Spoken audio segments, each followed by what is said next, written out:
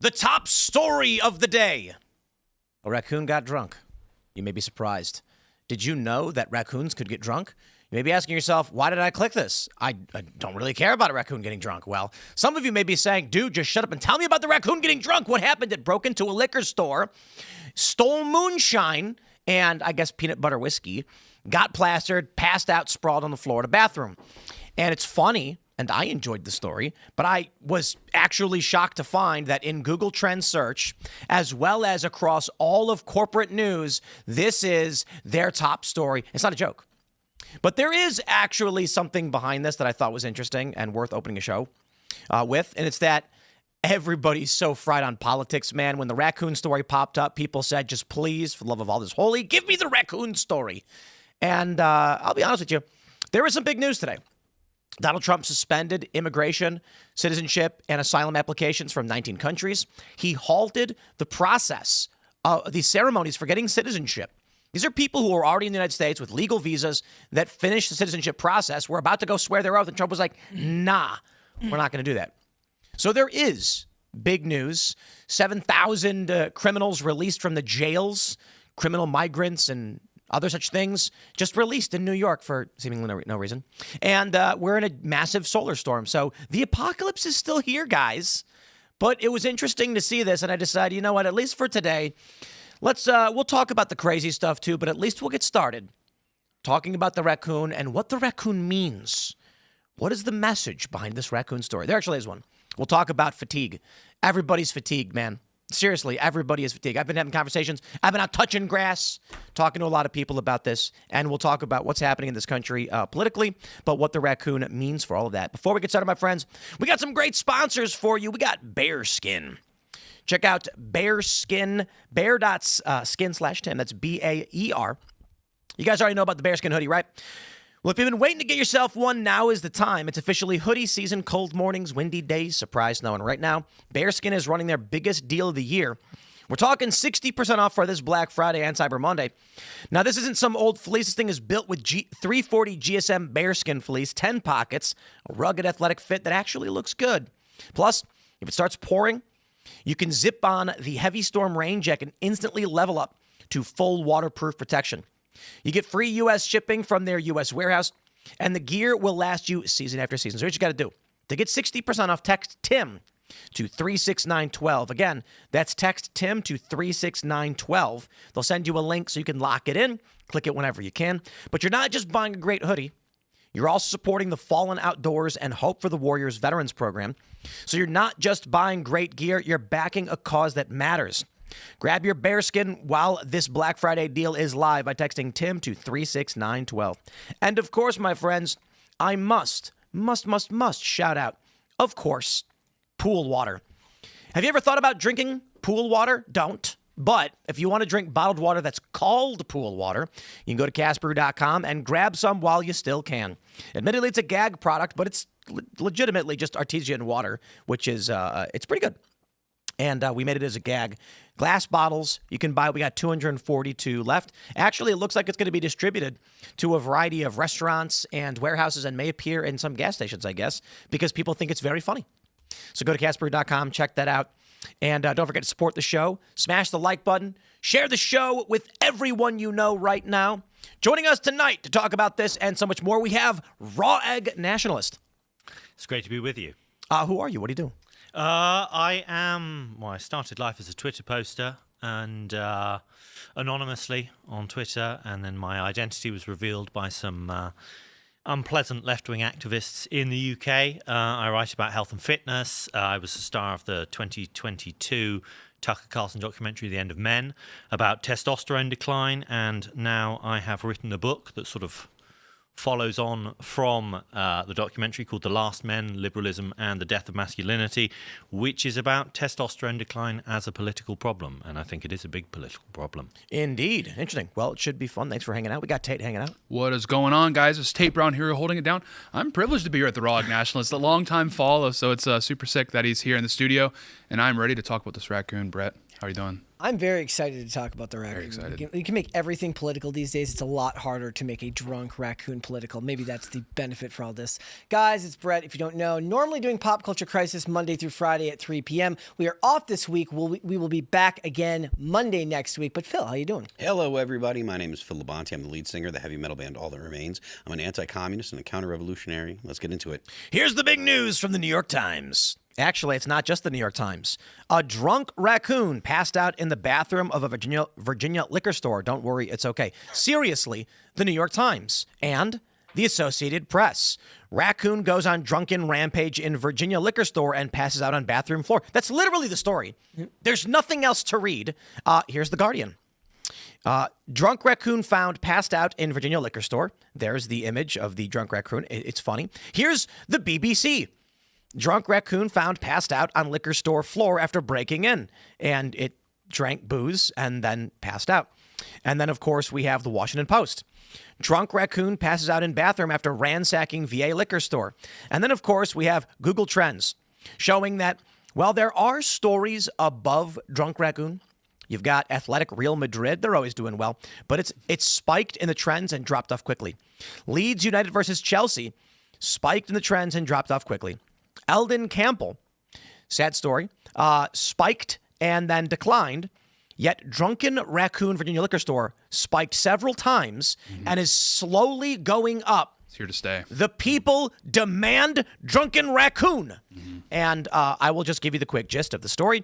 It entered a liquor store through the roof, wreaking havoc, drinking rum, moonshine, and peanut butter whiskey. It got drunk, even some vodka, crawled into the bathroom where it plopped face down drunk and was found sleeping. That's it. Have they made AI videos of the raccoon yet? Because those are going to be coming out in short order. This is our future. Yes. Go ahead. No, I mean, I was just saying, I think this is like one of the most impactful stories, I think, of the year. I mean, we were discussing pre-show a lot of the philosophical implications here. I mean, this is a very Faustian character, very powerful.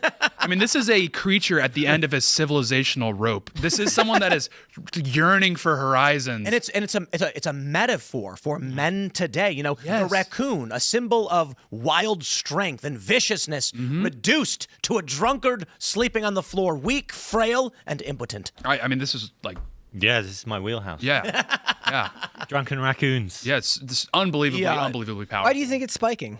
Why do you think it spiked the way? Well, I mean, it's a hilarious story. So you think it is like literally you can't get away from politics in anything. You want to talk about movies, it can be made about politics. Video games, politics. You want to talk about the weather, even that's politics. Now, it's harder to politicize Drunken Raccoon unless something bad happens to him like Peanut. Well, I mean, there's a very, very simple and obvious reason why this story, there's two big picture reasons why this story is going viral and why it is one of the, if not the top story right now. Is not a joke. And, that doesn't mean we always would do something like leading off the show talking about a drunken raccoon. We were going to lead off with like the immigration stuff and Trump suspending immigration. This matters to those who care about policy and function of government. But there is something bigger here that matters more to everybody who actually does care about function of government. That is, no one else does, and they're increasingly walking away from you. So I've had many conversations recently.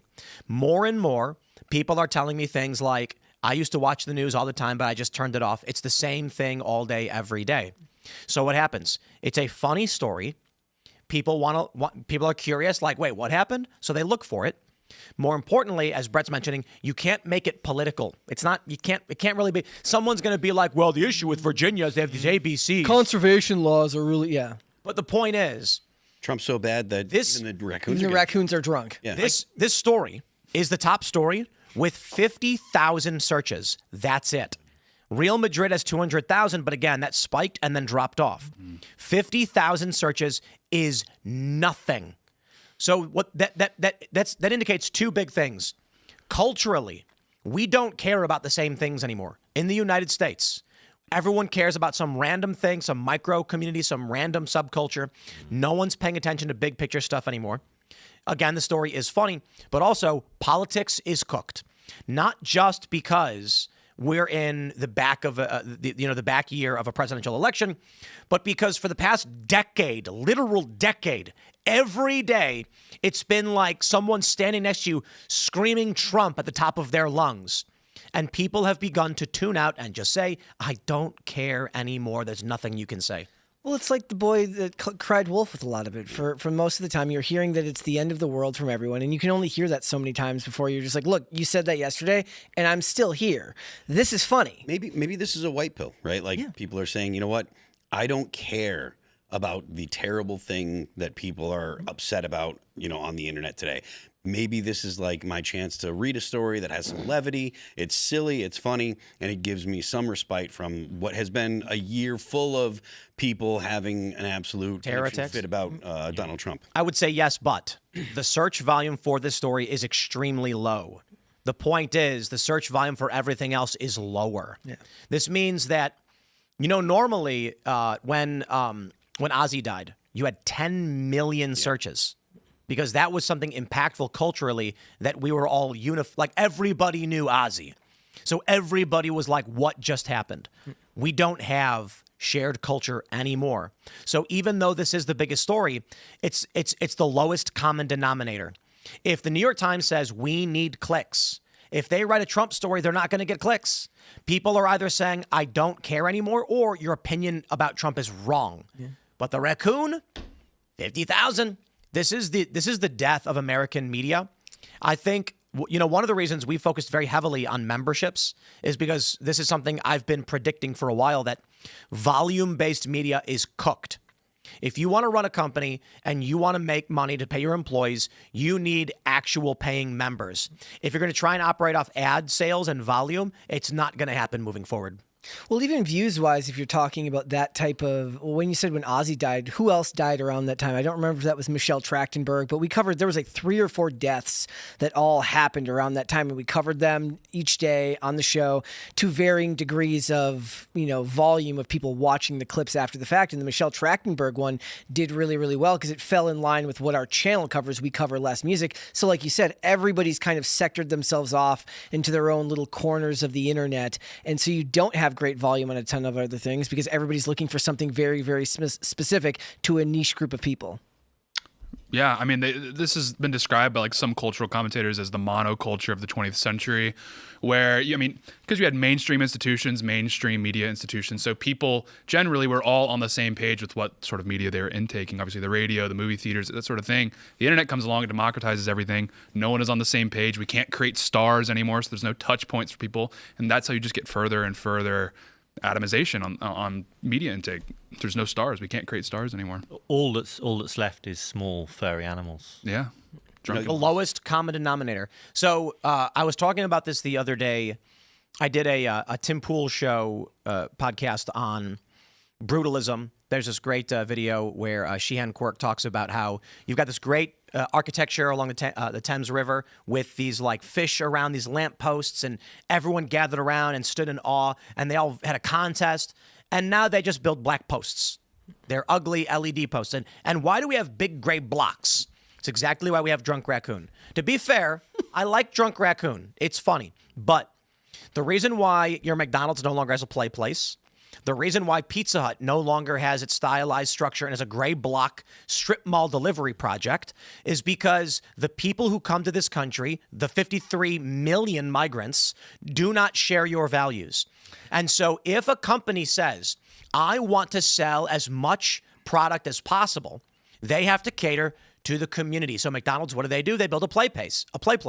They put a grimace because they want the kids to be like, I want to go to McDonald's. Well, people don't have kids anymore. Then what happens? Well, if they made American flag McDonald's, the immigrants who show up aren't going to be enticed by that. So they say, then just reduce cost across the board.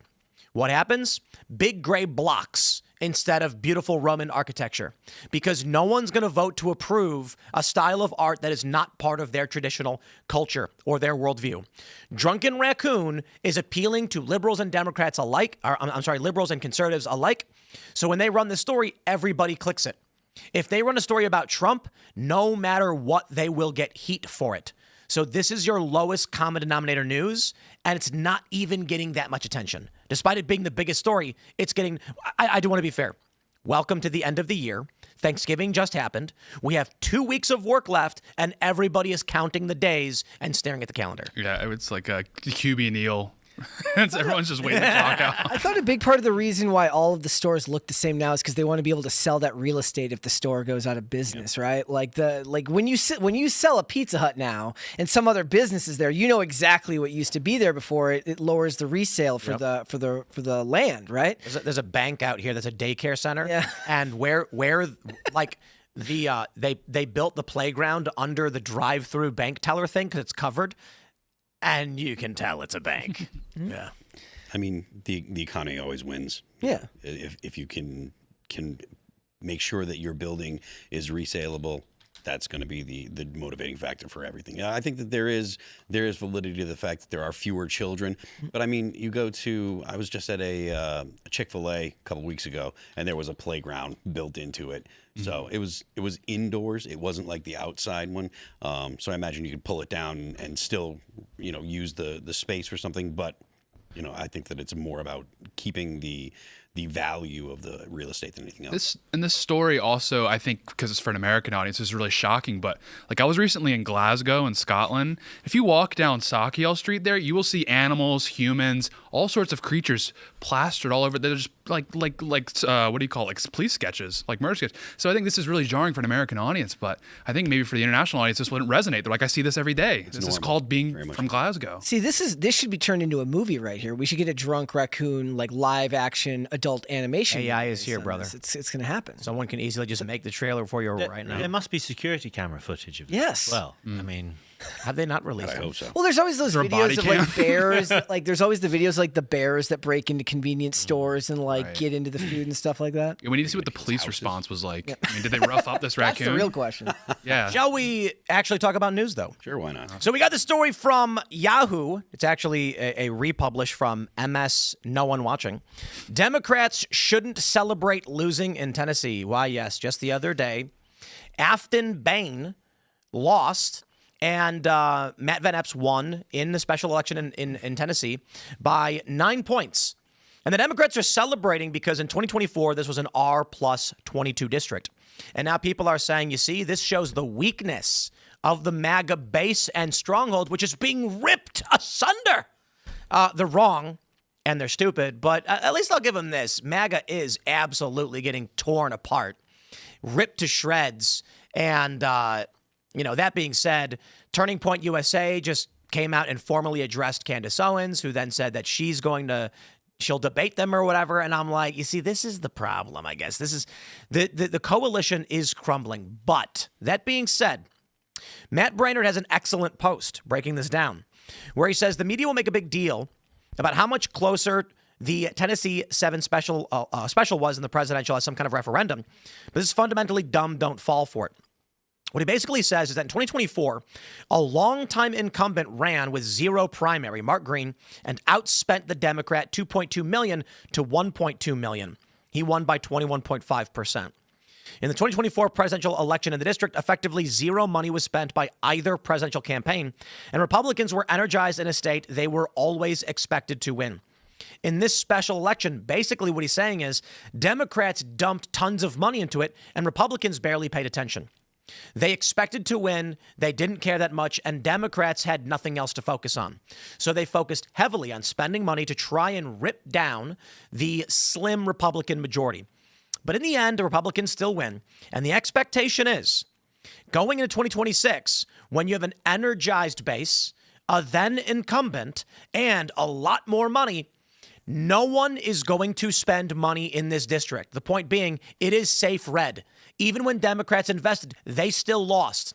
Sure, it shifted leftward because they were trying. But come 2026, they are going to focus on swing districts, and this ain't one of them. This is safe red. So this is not a referendum on anything, but can't say I'm surprised Democrats are all celebrating. It's not just about claiming a victory. It's about telling their base they can win and trying to keep them energized for 2026. So my response to Matt is Democrats know full well it's a meaningless victory. What they want is a moral victory where they can claim, guys, we are gaining ground. Yeah. Let's get energized for 2026. And then the question is for everybody, who's going to win in 2026? I mean, well, I still think that it depends on the economy. Right? Like if the economy is doing well, then Republicans can win. And they're not a shoo-in because of just historically in the the follow-up to a national campaign or a presidential campaign where the one party wins, the other party does better. If the economy's not doing good, the Republicans are going to get trounced. And I don't think that there's a whole lot of this isn't some kind of brilliant insight. This is a pretty obvious situation. So based on your analysis of it, do you think that then this worked for the Democrats in their favor, that their audience will believe that this should energize them going into 2026 because they can give this very, very simple narrative that they made inroads here, despite the fact that obviously what you're saying or what the guy who wrote that article was saying is saying that it's not that simple? I would say that Democrats, like Candace Owens, rely on an ignorant audience base that won't actually look into evidence and will just blindly believe what they're told. So instead of actually looking at the data, looking at the spend, like Matt Brainerd is pointing out, they just say, "Wow," and it works. It really, really does. You'll get a massive base, and your lowest common denominator is going to be 7th grade reading level and lower. So if your lexicon is a bit too verbose for these people, they're going to avoid your content as they can't understand what it is you're trying to convey. Well, I'm the 7th grade reading level here, so that's right in line too. for that. And don't forget, reading comprehension doesn't just mean the size of the words or their obscurity. It also means your ability to understand what it is you're actually reading. Mm-hmm. Yeah. I mean, like I said, it's lowest common denominator frequently wins. So, Indeed. Yeah.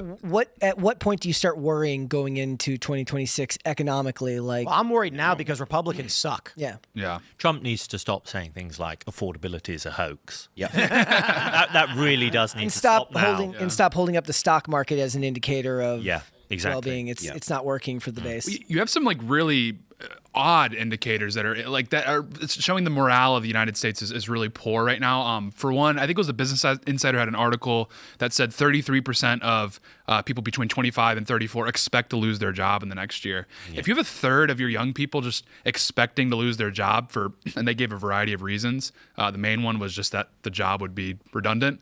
That's not good for morale. That's young people need to be able to invest in things and expect that they're going to get a return out of it. I think that is because of a lot of AI hype. A mixture of AI hype and immigration. I would say those are the two things. And also, I think they see that, look, a lot of these companies just lay off people seemingly at random all the time and typically replace them with H-1Bs. This is 270 to win the 2026 House election.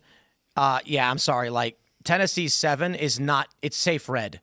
There's no expectation that anything else. No one's going to spend money in there. However, you take a look at a bunch of these other districts that are toss-ups. This is where Democrat money is going to go, and that's where we don't know exactly what will happen. And Democrats do have an opportunity to take the majority. Right now, Republicans are favored just in size, 209 likely victories to Democrats' 206, but there are 20 toss-ups, which means Democrats could absolutely win. Mm-hmm. And the problem is there's a handful of issues that matter. The first and most important is the cost of living.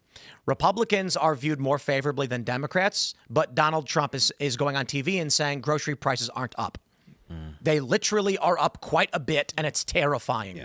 And if Trump and the Republicans are going to play the game of, I'm going to plug my ears and say no over and over again, you're not convincing the working class dad who literally went to the grocery store yesterday and is spending $800 a week. When you say they're not up, grocery prices are down, he's going to be like, are you insane? Yep. And then, to be honest, so long as Democrats just keep shrieking about the color of their skin or who they want to bang, that poor working class guy is going to be like, I don't even know. I guess I'll vote for Republicans.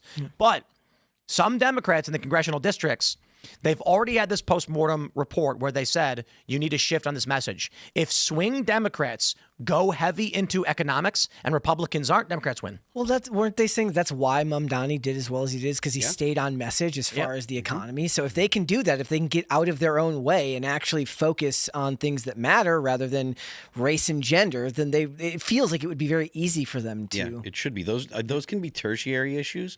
They can talk to minority groups, identity groups, and say, look, we actually care about your particular issues.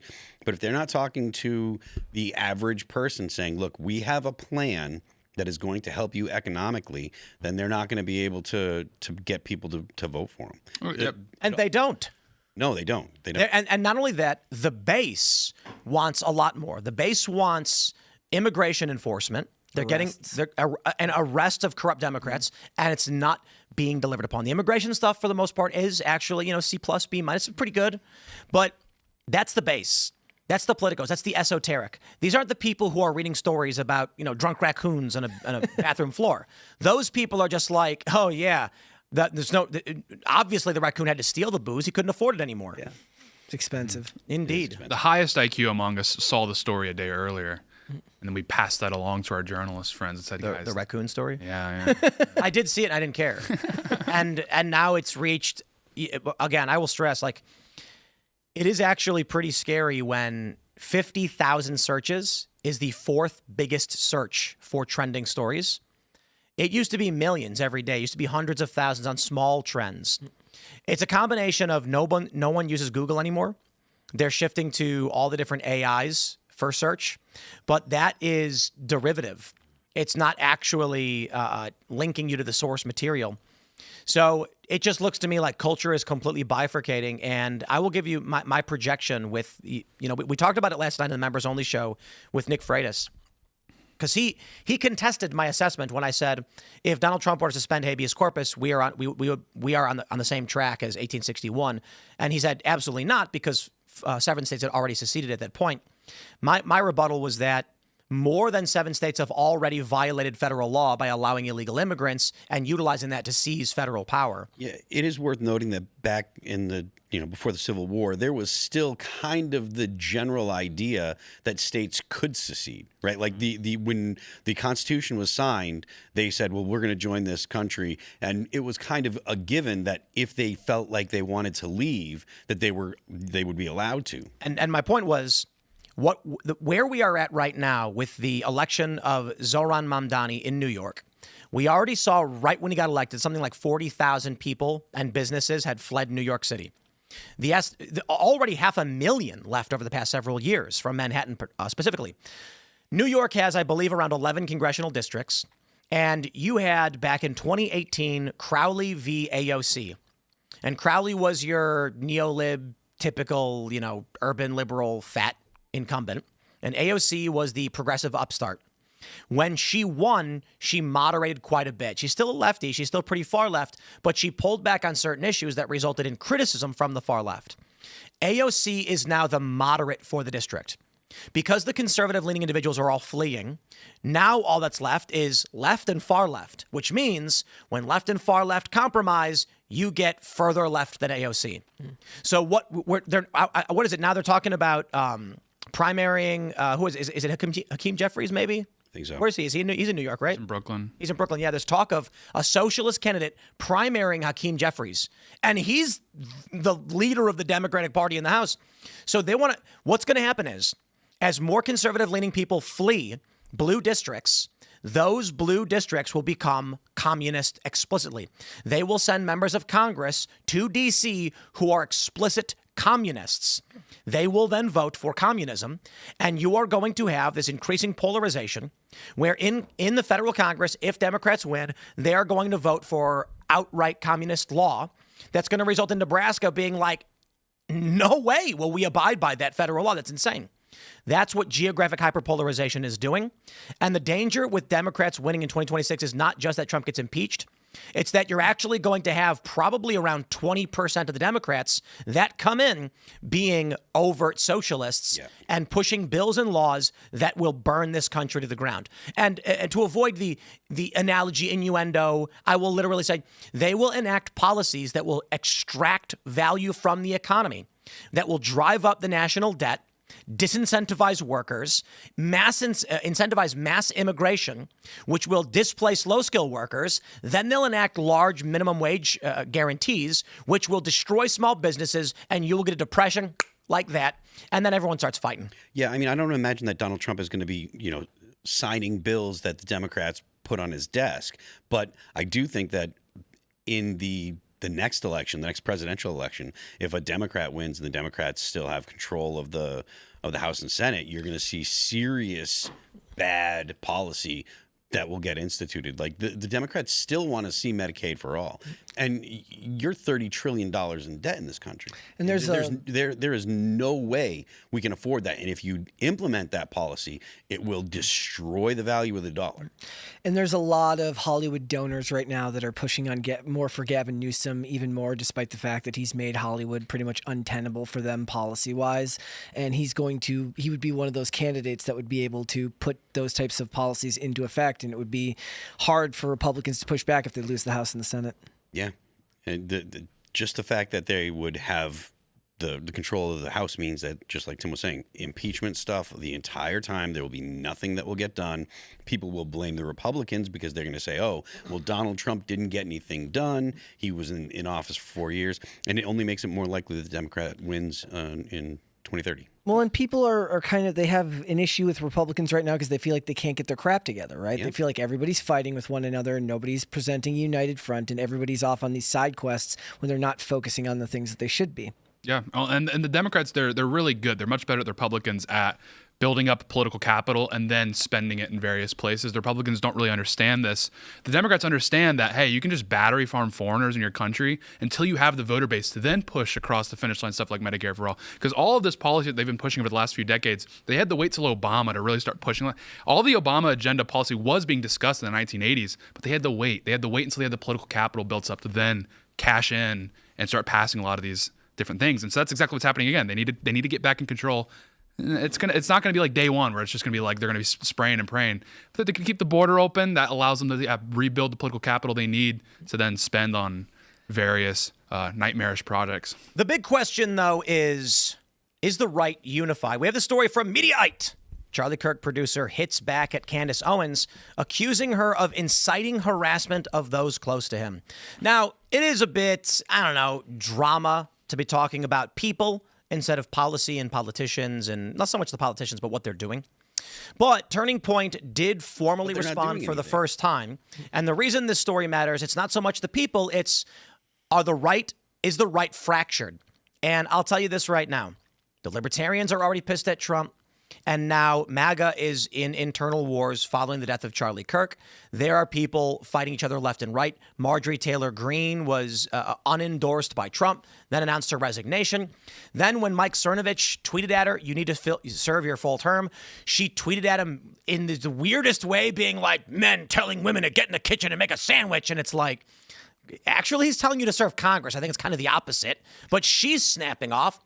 And now Candace Owens, of course, with the tweet she put out yesterday saying to demand a refund from the, quote, God-forsaken organization that is Turning Point USA. Everything is being ripped apart. It is creating a prime opportunity for Democrats to win because Democrats don't suffer these kinds of bifurcations. They're cultists. That's how they're defined, by their obedience to each other. Don't forget all of your favorite right-wing influencers being exposed as being from India on X like last week. Were they not only from India, but being paid by these whatever this weird stuff is? So we have this video. This is from the Charlie Kirk show, and we'll play it for you here. This is actually the tweet. Is Mikey McCoy says, "Not all that's done in the name of truth and justice promotes truth and accomplishes justice. Thankful for the incredible Blake S. Neff and Dr. Frank Turk on the show today. I'll be happy to address all of this in the live stream with you guys. And here's the video. We wanted to use this segment at the top of this hour to say something important, something very important. For the past 2.5 months, there is a topic that has flooded our Freedom inbox. It has been nonstop on social media, but which we have almost totally avoided on this show. You probably already know what I'm talking about, which shows just how ubiquitous it has been. Ever since Charlie's murder, Candace Owens has leveled a flood of allegations against people at Turning Point USA, people at Turning Point Action, and people who work for this show. She's made them against some of Charlie's closest friends and against some of his most dedicated employees. She has suggested that Michael McCoy, Charlie's chief of staff, knew Charlie would be murdered, was happy that he died, and stayed silent because he was told he would be the next Charlie. She has suggested Michael is not his real name. It is. I have seen his birth certificate myself. She has called it suspicious that Mikey's wife, who works at Turning Point, helped plan the campus tour event where Charlie was murdered, which she didn't, by the way. She doesn't work on campus events. Candace has suggested the Utah Valley University event was unusual and its details suggested a, quote, inside job. She has claimed that foreign aircraft have followed Erica Kirk around the country and that Turning Point has lied about this happening. She has accused us of lying about Charlie wanting Erica to take over for him if he died. She has suggested Charlie's security team intentionally denied him first aid after the shooting to ensure that he died. She has raised suspicions about the head of our technical team because he took an SD card out of a camera.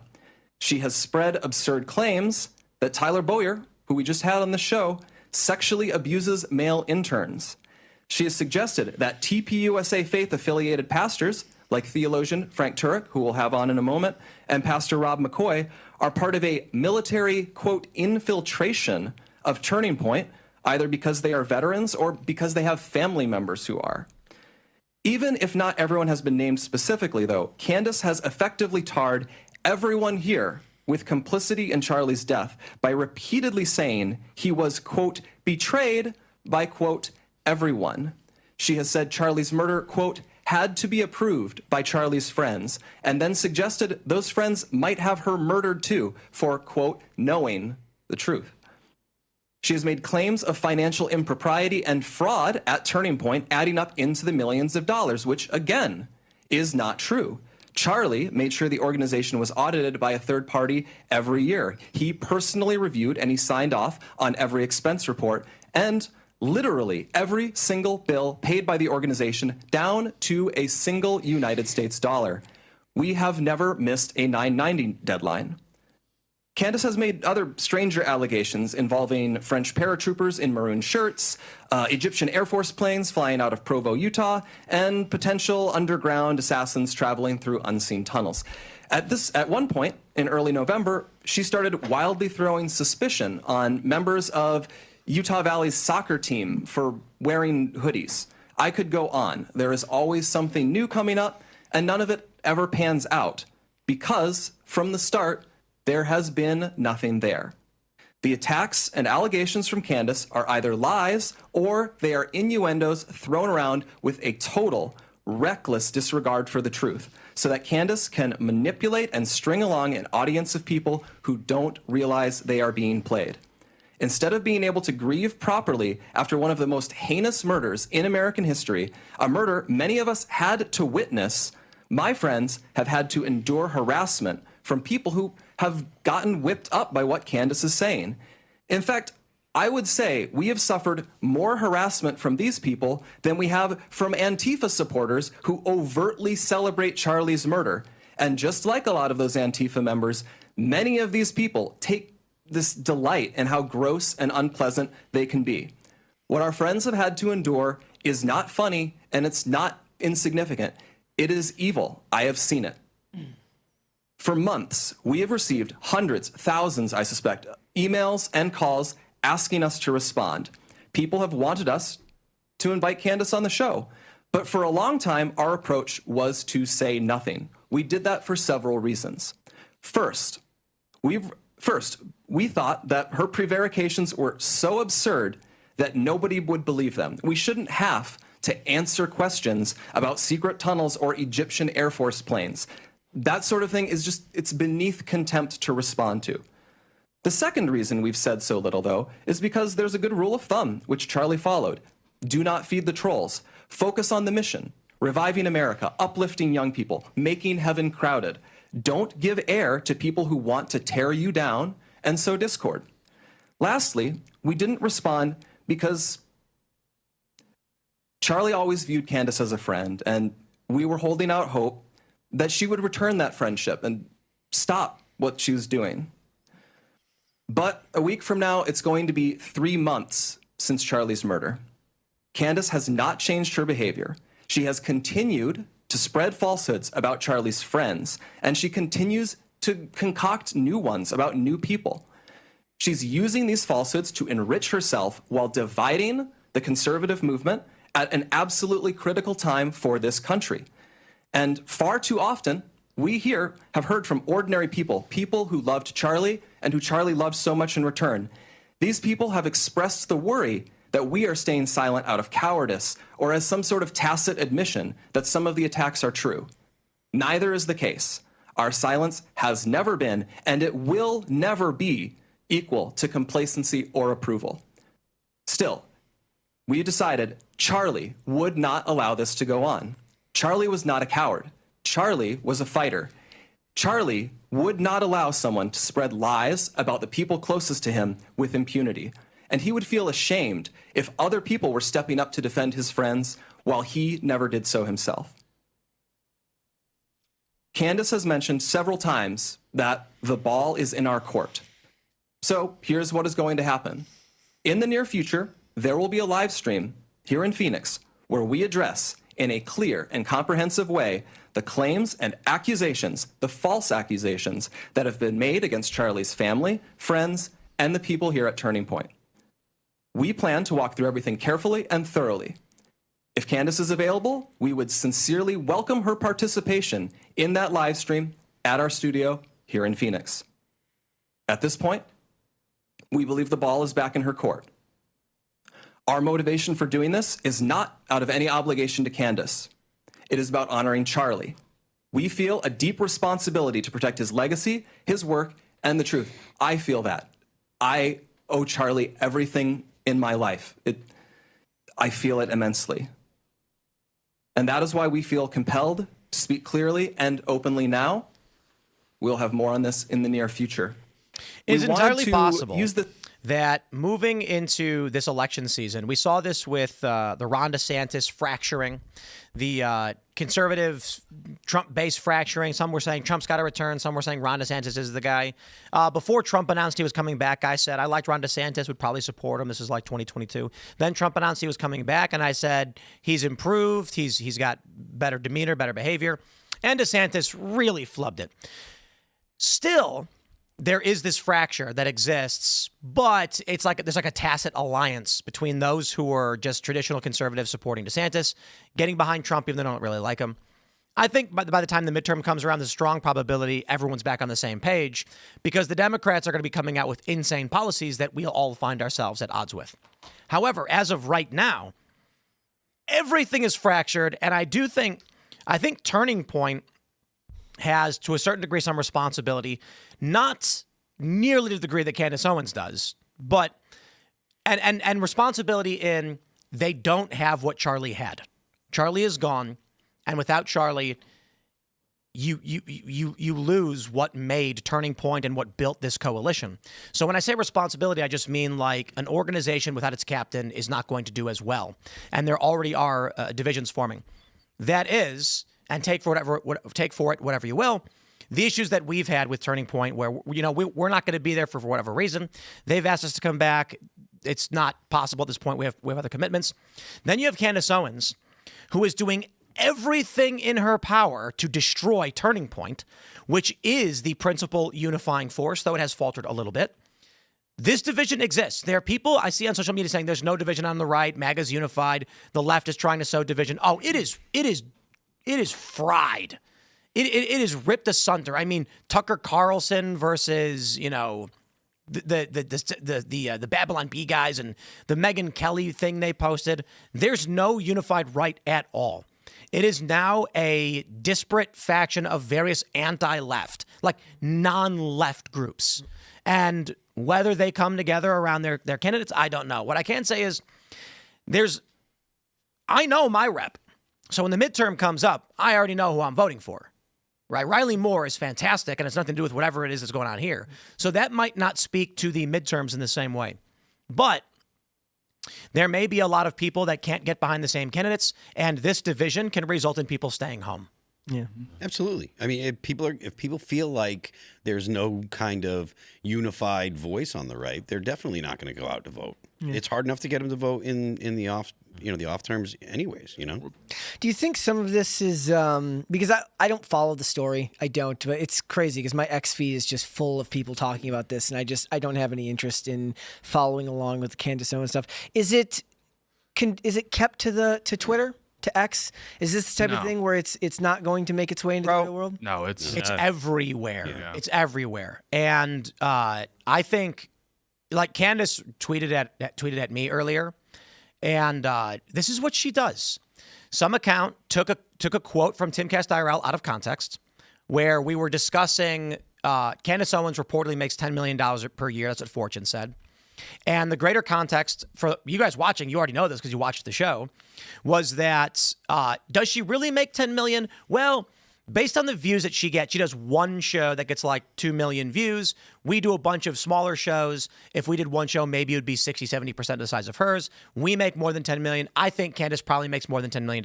That was the context. In that statement I mentioned, some people are obsessed with status, so like they'll bot. I didn't say she did. They took it out of context, cut out the beginning where I literally say she doesn't bot, she has a mass appeal, so that she could then, or not so that, but that then she takes it, and they're offering money now for proof that we bot.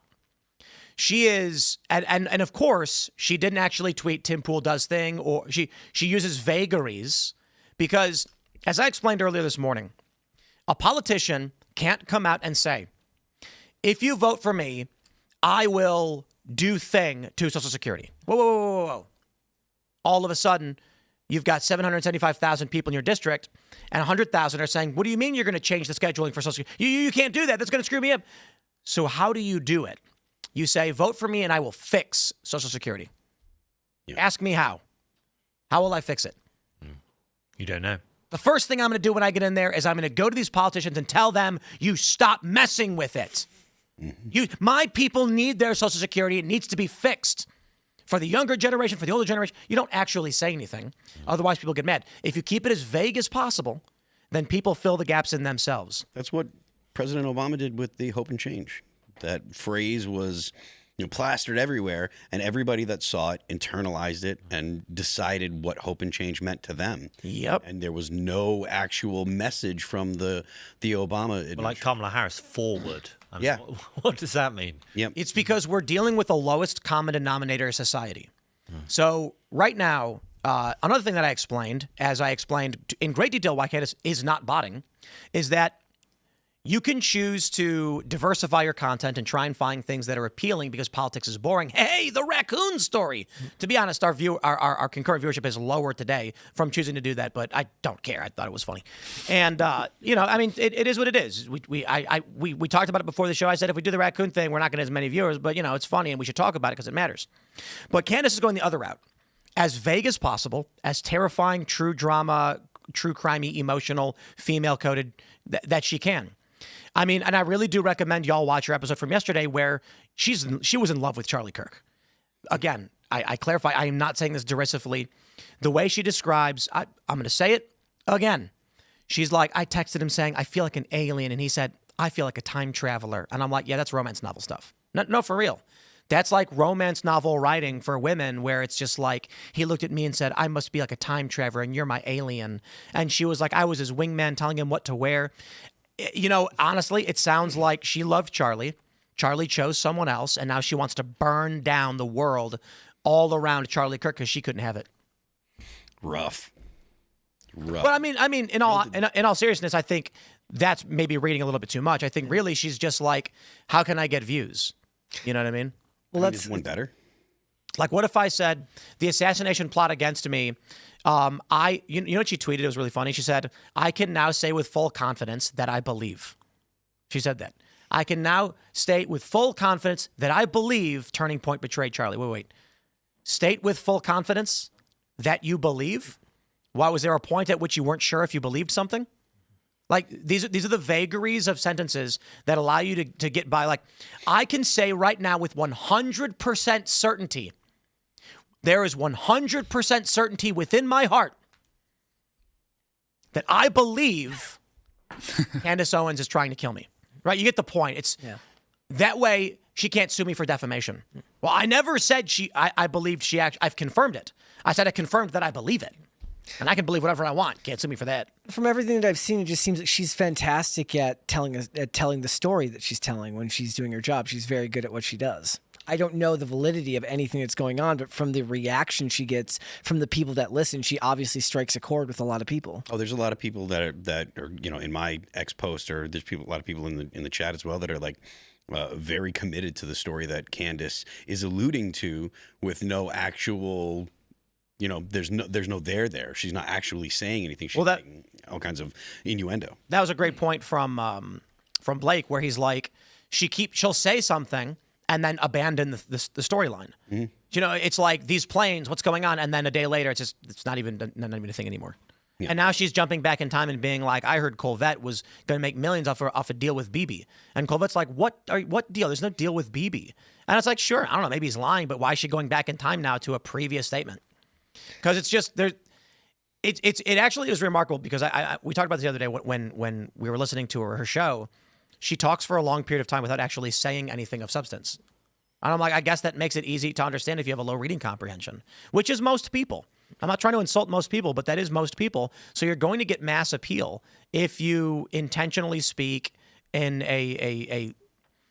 I'll put it this way: say as little as possible, but with as many words as you can.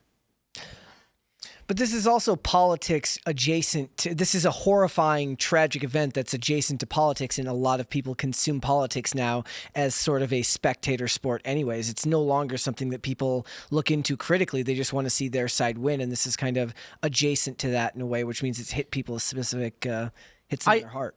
Yeah, but I also do think there's an element of main character syndrome among the average person, and this... Nobody wants to believe that the world is boring. And it's kind of funny because the world's actually pretty dang crazy if you're tracking all these stories. But everybody wants to believe something fantastic instead of just that most people aren't part of any nefarious conspiracy plot. They do exist, but not always. Like Bowman came and pulled the fire alarm thing off the door. I don't think he got into a secret cabal meeting in a skiff and plotted it. He just impulsively did it.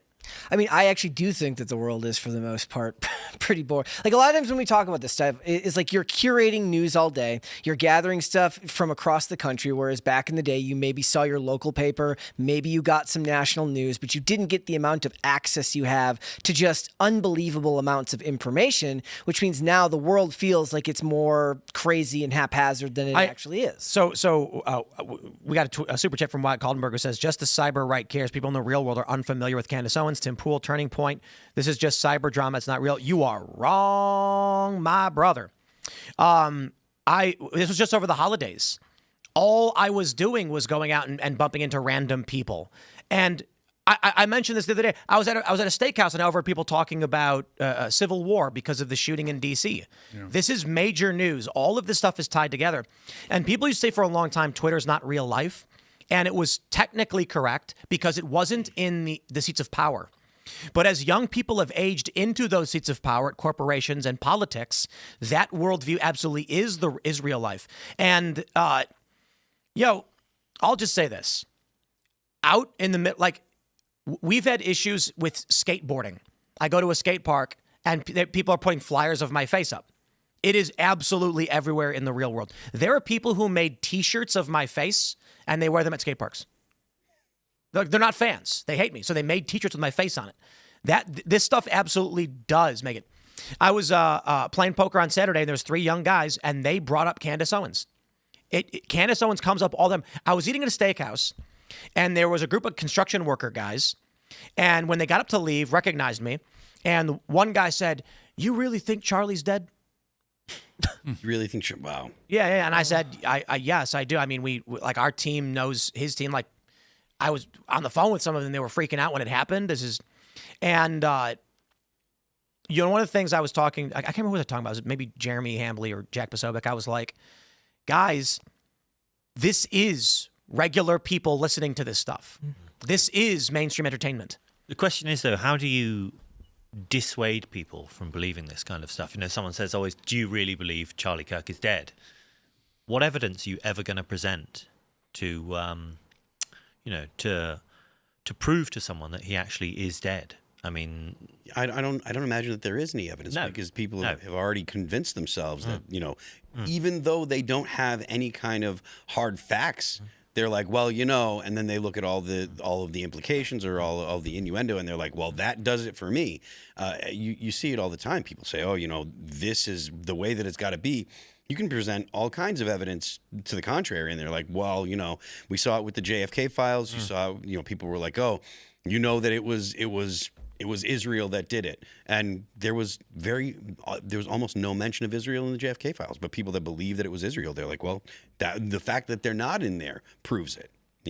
Right? Yeah, they were. Yeah, when the JFK files came out, there was a viral tweet where it was like, anyone notice anything weird? Which country wasn't named? Yeah. And then all the comments and replies are like, whoa, Israel's not anywhere in the files, and it's just like, oh my God. Yeah. The absence of evidence is proof. Holy crap. JFK refused to touch the wall. So That's That's right. right. Yeah, Right. sure. But I mean, the unfortunate thing is there's enough ambiguity in general around political murders, right? Like, or attempted political murders. The Trump assassinations, for example. I mean, we haven't had the full story. Very obviously, haven't had the full story. And there are elements of the Charlie Kirk assassination that are ambiguous, or questions or leads that haven't been followed. It's people filling in the blanks. It's wishful thinking, but I mean, there's just this general atmosphere, I think, of distrust that you just can't really do anything about. And I mean, I kind of feel sorry for the Turning Point people having to address it in such depth, because the more information that they give, actually, it's more for people to seize on. Yeah. We never missed a tax filing. I mean, people are going to start to scrutinize the tax filings. Well, they're already doing it. Holy crap, man! There was a video today. I reacted to. I did a video where I watched it and I called him out. There's this guy. What's his channel? I'm gonna pull it up. Explosive, more fraud. These people are evil. Okay, I don't care if you're on the left, you're on the right. I don't care if you're a Republican, if you're a Democrat. Wolves in Finance. He's got 292,000 subscribers. Shout out, you're getting attention from us. This guy claims to be an accountant, and he looks into these filings from Turning Point because, lo and behold, it's funny. He goes in the first video he made, which I largely debunked, not completely. There's some points he makes that are interesting. He's like, where are the 990 forms for 3 of Turning Point's shell companies? They were supposed to be filed in May. They're not. He says they're missing. They're missing. No, they got filed in October, most likely, which means they weren't going to be made available for public review until they were reviewed themselves by the IRS. And the government was shut down. So now that they're available and you can read them, he says they've mysteriously appeared. How convenient. And I'm like, no. Well, that's just it's a month after the October filing date. Okay. That's just narrative and framing. It shows you exactly why people are good at what they do. And I'm going to tell you why this guy is a liar. And he really crossed the line with this video. I'm sick of this stuff, dude. This is why people are saying F politics, because it's all a bunch of scumbags. Yep. This guy claims he's an accountant. Well, in his video, he says there's a company called 110 LLC, and they received over 3 years, $1.4 million for social digital ad placement. He then says, I went to the address and it's a parking lot. It's a parking lot. They can't just send money to a parking lot. I'm here. Where's the business? There's no business called 110 LLC. The reason why I'm calling him a scumbag and a liar is because as an accountant who goes over tax filings, he would know this, and a lot of people don't. I get it. There are a lot of people who don't know how filing a corporation works. We here at Timcast have probably 20 or 30 corporations because different pieces of intellectual property sometimes require their own limited liability corporation for a variety of reasons. Tim, if you went to our address, our corporate address, you'd be like, where's the business? I don't see a building that says Timcast on it. What about Cast Brew Coffee? You gonna find a building that says Cast Brew Coffee on it? So what he found is there is a politician in Arizona who uses this address and all of the suites listed for this business and others and has received payment from Turning Point. He then pulls in and says, why are they sending money to a parking lot? This is manipulation. They're not. They're sending money to a corporation whose registered address is at a strip mall, likely owned by an individual who utilizes their mail intake for business registration. While this guy is claiming it's money going to a parking lot because this is how they manipulate people, Candace Owens also pointed out that her own lawyers are operating out of the same building as the feds. And when asked about it, she said, it's just a registered agent. So you simultaneously have in the comments, I think the first comment is, Earlier today, one of the comment was people insulted Candace for calling this out. You can't believe both. That you can't have a registered address and that Candace can have a registered address. If you believe that Turning Point was sending $1.4 million, Charlie Kirk's orders, by the way, that's his claim, to a parking lot, and the insinuation is that it's to pay off a politician because they're crooked, then Candace Owens works with the feds. Candace Owens is a fed. And by all means, you choose your poison. If if her lawyers are working in the same building as the feds, then I'd say she's a fed because she chose this company. She chose this law firm. Why would she do it? Oh, wait a minute. No.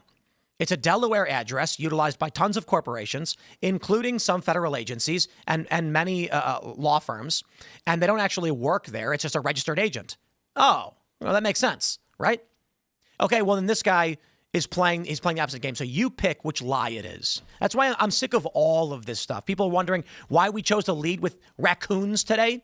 It's because this space is starting to fill up with desperate con artists, grifters, and scammers who are going to lie to you, manipulate you because you're ignorant of corporate filings. That's not an insult. Many of you don't understand what you have to do to file for a C Corp, S Corp, LLC, LLP, etc. Some of the things you may not even heard of. Many of you already know exactly what it is. This guy says, I'm an accountant. He knows exactly what he's talking about. So when he makes a video like this, he's intending to deceive you because he gets 200,000 views on this and puts cash in his pocket. I'm so over all of this stuff, man. You want to talk about immigration and tax policy, fine. But you know what the reality is? You guys, our dedicated audience, clearly do care. Most people don't. They want drama, WWE BS, and they want to believe what they want to believe, and they don't want the truth. Yeah, that's the TMZ-ification of media. I mean, it's a complete disaster because this is very serious stuff we're discussing. We're discussing the country that's going to be left behind for your children. That's what's at stake right now, and people, they want the slop. They want the slop because it's entertaining. It's very effeminate. I mean, you can tell that the space is being dominated by women and like gay guys because the types of stuff being covered is ridiculous, unproductive, counterproductive actually. Because I don't know if you checked the last election result. Trump's president. We have 3 years left to mop this mess up. Not even. If we don't win the midterms, sure, they're gonna start a new committee. They're going to start rounding up people like Steve Bannon again. Was it Bannon who said this? He's like, I'll go to prison, and many of you in this room will as well. Mm-hmm. And so at this point, I mean, I got to say, like, this guy, I imagine what he's doing is he's like, oh, boy, I'm going to get so many views from this. That's why he's doing it. Mm-hmm. And Candace, very much the same. That's why for nearly 3 months, she has just said incoherent nonsense because it gets her views and makes her money. And as the system burns down, we all suffer for it. And that's why I think the left, for all we can complain about, they're willing to stand arm in arm and burn everything down. And the right is full of people who are going to run ads for gambling websites and soda products and then shill for India. You know, I mean, a lot of times I think that it's because the people that are in the space on the right that are looking to, capitalize on whatever is the hot topic, they don't have a particular belief in anything. And I think this kind of goes back to a bit of what we were talking about yesterday with Nick, probably in the after show. The right needs to figure out what it's for. What exactly are the goals of the right? I don't even know if that's possible because there's such a widespread amount of views of the world on the right. I don't think that you can all coalesce around that idea. I think the individual nature of right-wing personalities makes that harder to do. I think you, to a degree, you have a point because the MAGA coalition is considered the right nowadays. But the argument between, Dave Rubin and I forget who it was that he was talking to, but there are people that have very different views, and they coalesce because they're against the woke. They were against what the left had been doing, and now because the right is fairly ascendant and has political power, the right really needs to be able to deliver a coherent message as to what it is that the right stands for. Mm-hmm. And that argument is being had, like we were talking about Orrin McIntyre and other people in the space that are actually having real conversations about what is it that the right wants to do. Well, it's why everyone scratches their heads. Like when Trump's not on the ballot, Republicans perform poorly. Everyone's scratching their, Why is that? Well, it's because Republicans define themselves and what they're against. They define themselves and what they're opposed to. Trump is the only figure in the GOP over the last 10 years that has provided a vision for America, that's provided what he is for, what he is pro. And that's just like fundamentally politics 101, is you have to provide something that people can buy into. This is what Reagan did. I mean, you go back to Nixon, this is what Nixon did. Like these are conservative agendas that you can pass that are pro things rather than just holding back the Democrats. That's fundamentally what Republicans have been for the last 50 years. Look, I understand why that's been a motivation for so many people, because the things that the left has been pushing have been basically abhorrent to families, to a productive, successful society. And so, yes, it has been a good thing that there's been a broad coalition on the right, or in the not left, if you want to call it that, that have stood up against the things that the left was pushing. Until we get an actual coherent message, I think that this kind of backbiting and fighting is going to be predominant. I'm going to grab one super chat that just came in before we jump to the next story, and it's Hugh. He says, Tim, I work in construction and experienced the same thing. My coworkers are all in on the Charlie Kirk conspiracies. If the Republicans lose in the midterms, I believe that Candace Owens is wholly responsible. She is one of the biggest podcasts on the right, doing everything to go to war with the organization that helped get Trump elected. Turning Point specifically was going out and registering people to vote. Without Charlie, it's in trouble. Turning Point needs to be able to go out and rally young people and register them to vote. And she's doing everything she can to destroy that. And that is going to, I suppose, it's going to rip out the coffers on the right. There is no organization like Turning Point that exists anywhere else that has the resources and the reach. And without Charlie, I'm not sure that they can make it. But I can tell you this, Candace lighting a Molotov and throwing it through the window is not helping. And it's the most demoralizing thing ever.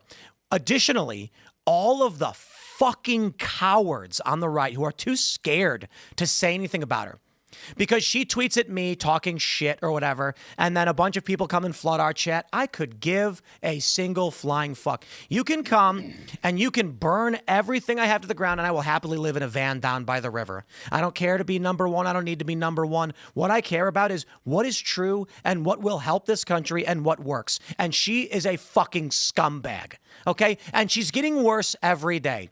And she crossed the line. She continually crosses the line every day, insinuating that Turning Point literally killed the guy who made them all rich. And I hear this in the streets, and at a certain point, I'm like, holy shit, we're gonna lose the midterms. We're gonna lose the midterms, then we're gonna lose in 2028, and it's because she's a piece of shit. Because instead of saying, guys, let's come together and figure out how to work together, she says the stupidest, retarded crap. And now everybody's running around divided and broken. For what reason? For literally what reason? Now, guess what? I'm not on the best of terms with Turning Point either. In case you didn't remember, they didn't invite us this year, and it's become a big thing or whatever. I have nothing. I can say I know what they are. I know what they do, and I'm glad they do it. And if we don't get along, so be it. I don't know that they make it without Charlie, whatever. But what is the purpose of intentionally fanning the flames for 3 endless months of just nonstop retard shit, Candace?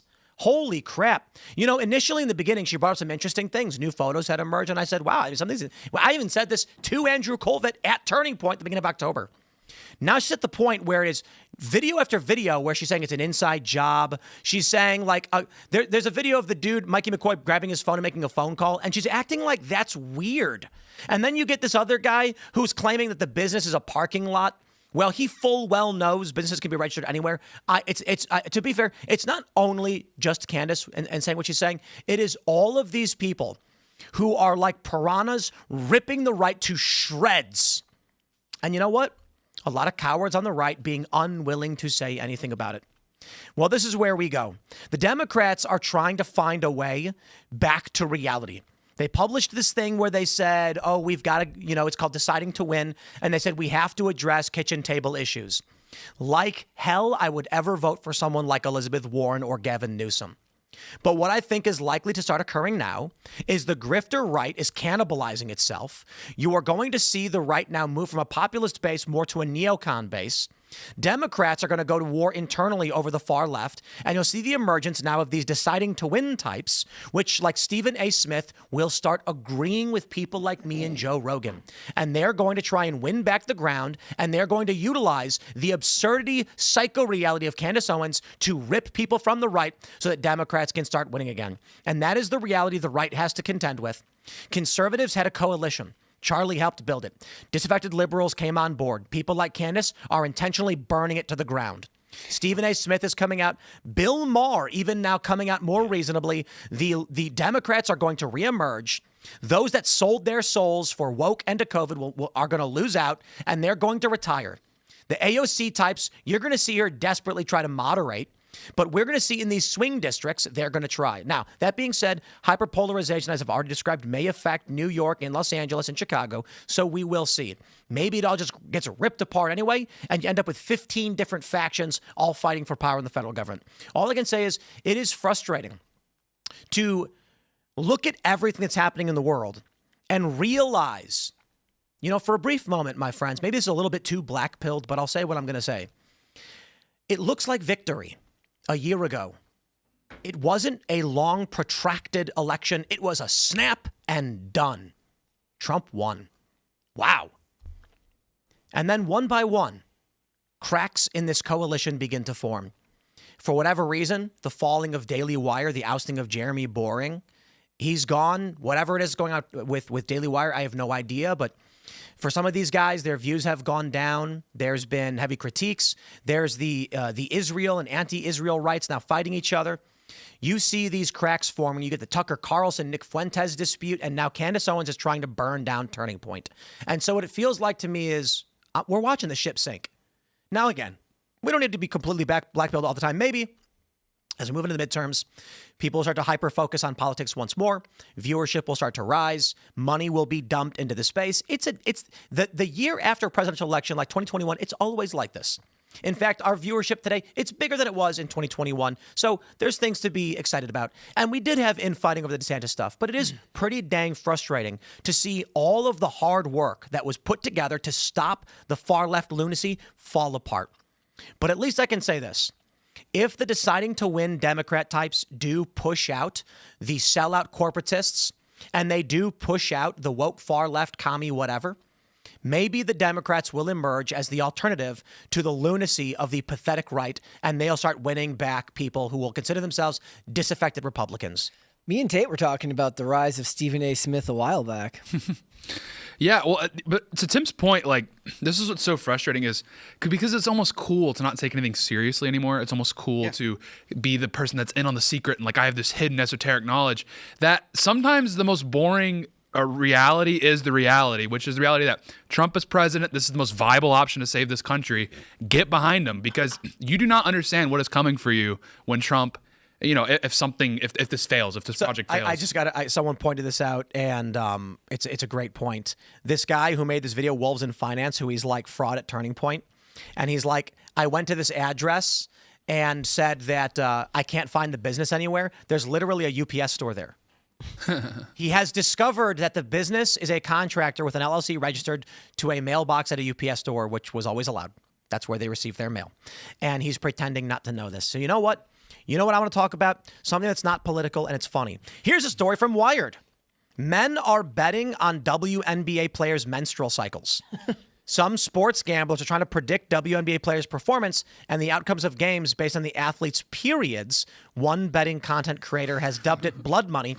And it's an old story from October, but I was watching a video where someone broke it down today and I was like, holy crap, that's right. I wonder if they're more aggressive when they're having their cycle. Well, they're feeling down, I guess. You know what I mean? So this is actually really interesting because, Alex Stein always makes the joke that we should allow trans people in women's sports because then you can bet on them and you'll always win. In the military.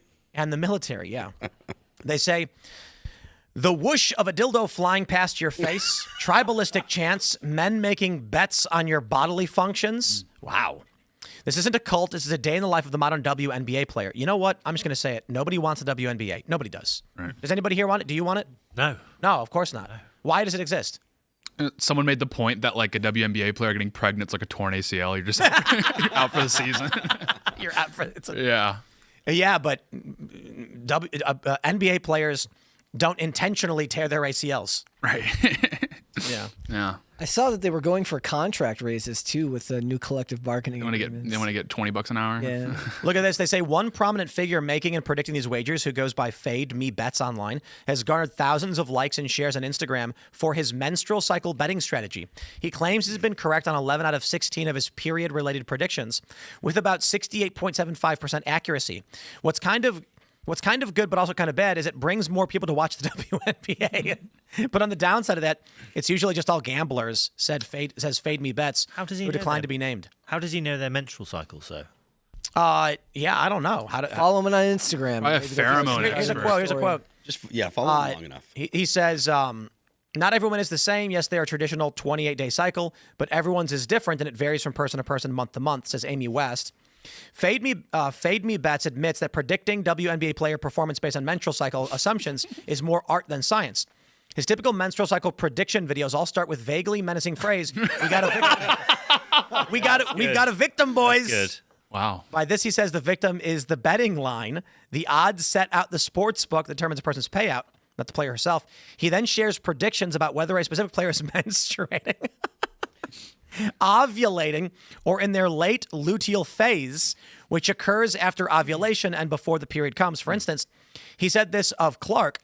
She is on the end of her late luteal phase, meaning a decrease in cardio, decrease in strength, decrease in aerobic system. She's going to be tired more often than in a normal game. Fade Me Bets told viewers to bet the under on Clark that game, projecting that she'd score lower than the number predicted by odds makers on sports betting apps. And in this case, Clark did. The teams need to hire the guy like from Moneyball to do this for the other team, to start putting like sabermetrics, start putting rating systems to their periods. Yeah, they're going to time up the cycles because you don't want 5 players that all have like the same time. No. So you need to, like, when you're building your roster, you have to make sure everyone's spaced out across I mean, the if they month. spend enough time together, they'll all sync up.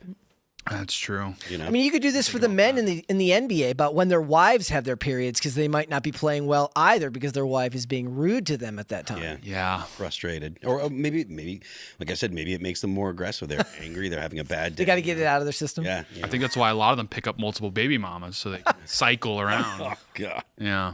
You know, Is that what? here's the reality that I think maybe. everyone needs to understand with stories like this. Guys, I work in media. I produce a lot of content. I've produced a bunch of different kinds of content, from travel documentaries, news, travel stories, and news podcasts more recently in the past several years. Viewership and interest in politics is gone. And it's gone because of people like Candace Owens and this other guy who, Wolf in Finances, whatever his name is, who are lying too much. But it's also just that politics isn't something that can be developed. It happens around you. And so what's happening now with stories like this is that if you look at what Gen Z is interested in, it ain't politics. Millennials were very interested in this over the past 10 or so years because of Gamergate. But this might actually be a very good thing. If politics stops being pop culture, maybe people will start focusing on WNBA players' menstrual cycles instead. They'll stop believing crackpot stories, and they'll stop voting for stupid things.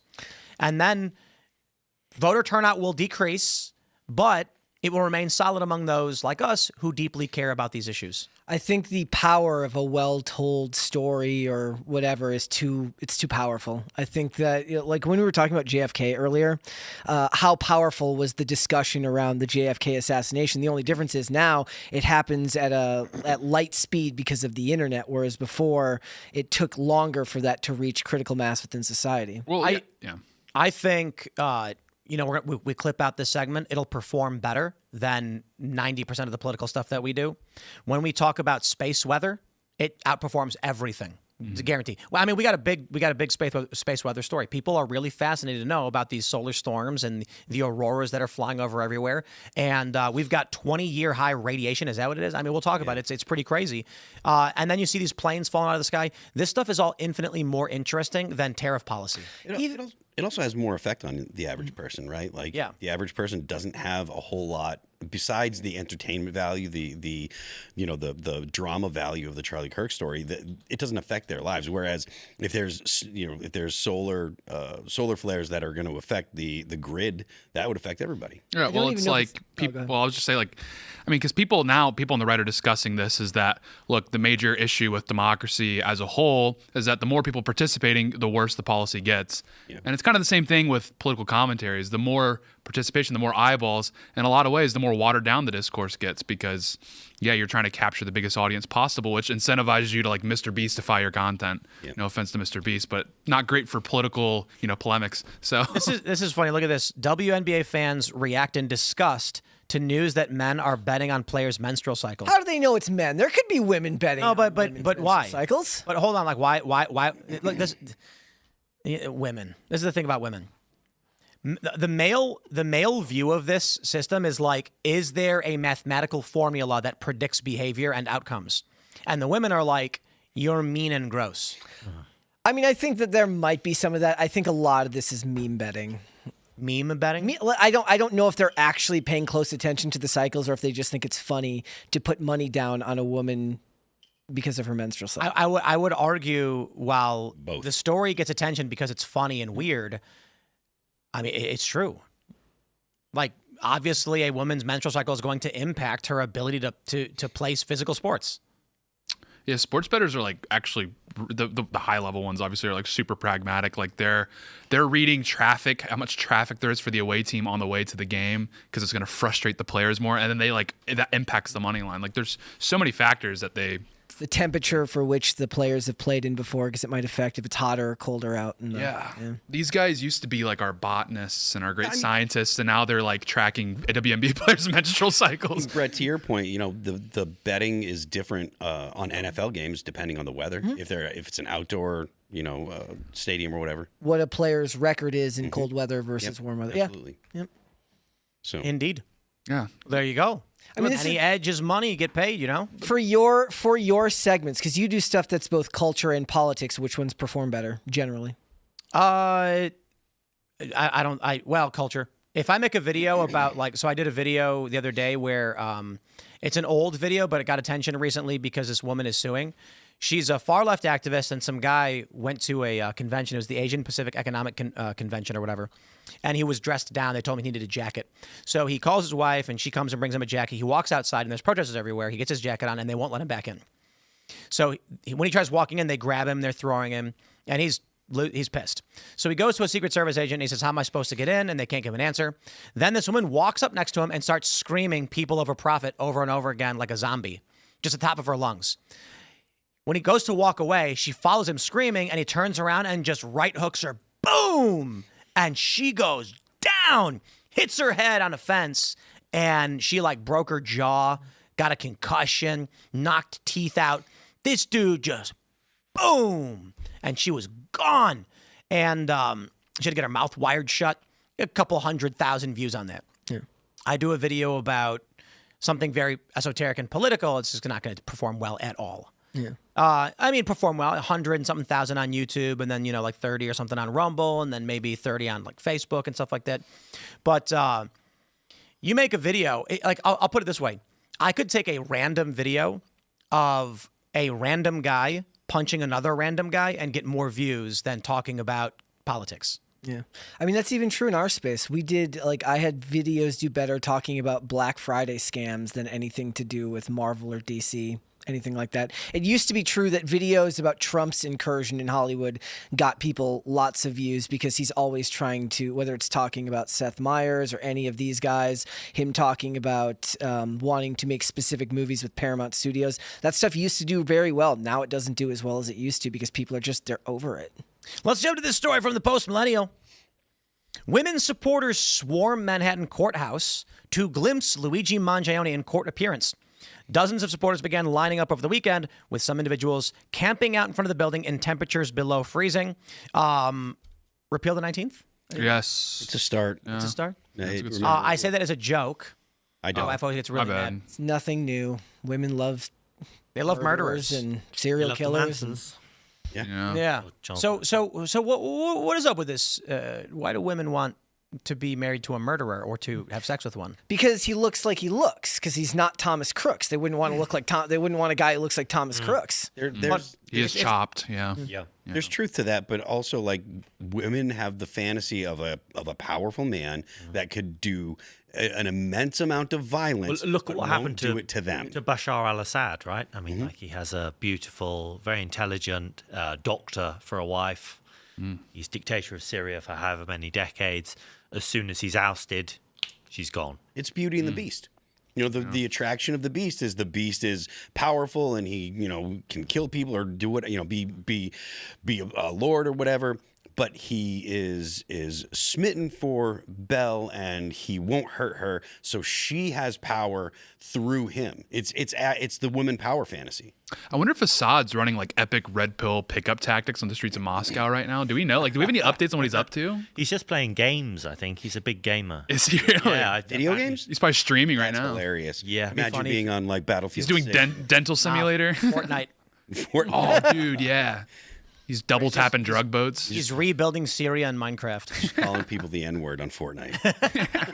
He probably is. Right now, he probably is on like EU4, and he's just like rebuilding Syria. Like, this is what they took from me.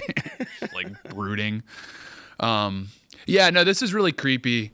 The women are not okay. I know the young men, like that's where all this is kind of this really annoying thing because conservative media really likes to talk down young men and be like, this is all your fault. But it's like, I don't know if to use layman's terms, the huzz are in a much better situation. I mean, this is really emblematic of a huge problem. They're clearly mentally disturbed. These are probably SSRI-ridden women, and the SSRI usage among women. This isn't a joke. I don't think so. Exorbitantly high. I think it's a fair assessment. I do, but this is just women in general. The reason why true crime, like 50 Shades of Grey, this is what women want. They want that book about the milking bull or whatever. Morning Glory milking. Yeah, milking. There you go. It's really good, guys. Just give it a chance. I obviously wouldn't accuse all women of this because certainly just some people are weird. But a lot of women really love the story of a literal minotaur bull creature forcing them to perform acts upon the body. And they love 50 Shades of Grey, where it's literally about what is 50 Shades of Grey? It was like a college student who couldn't afford to pay her bills, and she signed a slave contract with a rich guy. Yeah, He's a billionaire. Sent to interview him. Is that what it was? Yeah, she's sent to interview him. She's like a budding journalist. But she's like got student debt, and then he's like, "You're gonna sign a slave contract," and she's like, "Yes, please." So what you're Is saying? that what the Pentagon contract was? So that's basically the point of Morning Glory Milking Farm, right? That's all. It's all student debt. They're just romanticizing their student loans getting paid off." Yeah. Yeah. So okay, is that? So it's the government's fault. Is that the olive branch with the left? It's like, okay, we pay off the student loans, and you guys calm down. Like this is how we make money without having to actually work all day. I'm going to AI generate a series of books where it's always about a young woman with student loan debt, and then various creatures, animals, and men who are abusive but pay off their debt. So we do one where it's like she can't find a job and pay off her debt, so she goes to like a construction yard and finds an illegal immigrant. And it'll be called something like, Pedro, my only hope or something. And then he's like, I will work construction and pay off your bills, but I'm illegal, so if anyone finds out, I'll be deported. And she's like, oh, no. And then, like, Trump's in it. And then you can do just another one where it's like a race car driver. Just like insert whatever job. You can do one in a tall, handsome student loan debt collector. You go to the liquor store with the Raccoon, and then he can help you. You steal enough liquor to pay off your student debt. It's perfect. I got it. Hold on. Hear me out. Right. It is a young woman who graduated college but now has too much debt and can't find a job until she meets Voldemort. And he's like, I want to kill all the muggles except you, baby. And she's like, I'm into it, I'm about to make bank. We're cooking right now. I mean, let's just keep going. Let's do some brainstorming. Come on, Phil, what you got? This does make perfect sense. That, considering the Twilight and, like I said, Beauty and the Beast and stuff. It's the typical woman fantasy, and it's kind of gross because obviously this guy's a murderer, or he's alleged to be a murderer. Yeah. It's this weird thing where it's like the degenerate aspects of sexuality are like encouraged and promoted in society. So you have like these smut books and whatnot. And on the men's side, like pornography is outright promoted at this point.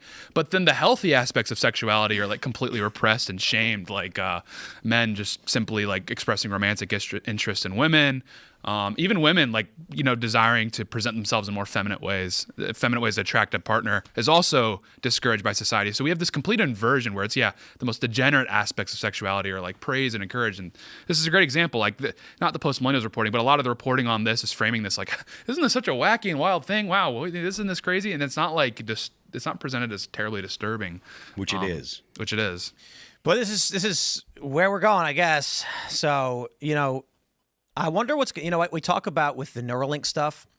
Apparently there's like a big breakthrough recently where they can implant Neuralink cables or whatever they're into your brain really fast now. And I was saying that, people are going to plug their brain and then be like a knight fighting a dragon or whatever. And, that's obviously the family-friendly version of what's really going to happen. It's going to be a raccoon in a liquor store. Bro, you're like, first of all, if people have the ability to wire their brains and then experience any kind of reality they want, yes, Tate, there will be people who do Liquor Store Raccoon Simulator. Yeah. Oh, yeah. But, bro, it's going to be a bunch of women being slaves for billionaires and minotaurs. Not to be fair. And billionaire minotaurs. Werewolves. A Ghost was one of the books. Vampires. Like that was the weirdest. There was vampire's obvious, right? Yeah. But the Ghost one was the weirdest one. Like, how are you in a sexual relationship with a ghost? It's like not even got a physical body. Well, I mean, there's Ghost with Patrick Swayze, of course. Oh, and if he concentrated really hard, he could touch stuff and move the penny. Yep. Yeah, he had to go to the weird guy on the train for that. I kind of want to watch that movie now. That's a classic. But yeah, Neuralink's coming. And none of this will matter in the end because everyone's going to live in the pod and eat the bugs. Why can't there be any like of these exciting fantasy books about a relationship with like, I don't know, a producer at a, alt media company? Where's that at? Strong, powerful producer at a media company. Yeah, that'd be nice. I'm just spitballing any writers out there. Are you going to pay off their student debt? That's the question. And you have to abuse them. Oh yeah. That is really funny that they're always abused. You know what was really funny is the Twilight series. It was very obvious what this chick was writing. What was her name? Stephanie. I don't know. The lady who wrote it. I never saw the movies.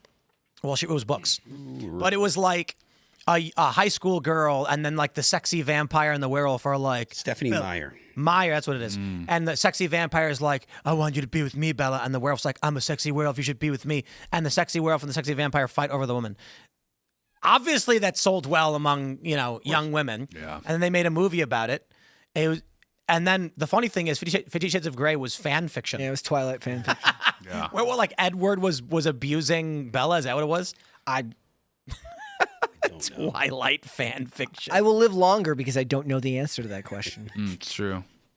Yeah, it's female degeneracy on display, and it's obviously because the media can't bring themselves to criticize women. It's always it's portrayed as either quirky and silly or just outright something that you should. Yeah, well, because they're the audience for it, right? I mean, they can criticize porn because they can criticize the men who watch porn, but they don't want to criticize the women who do it because that would be slut shaming. Yeah, I mean that's been the big like dilemmas, the good man scarcity that Scott Greer's deemed. It's like they just slam men all day, and that's all. Most of it's justified, but it's like it's being kind of a woman everyone is like, young is struggling.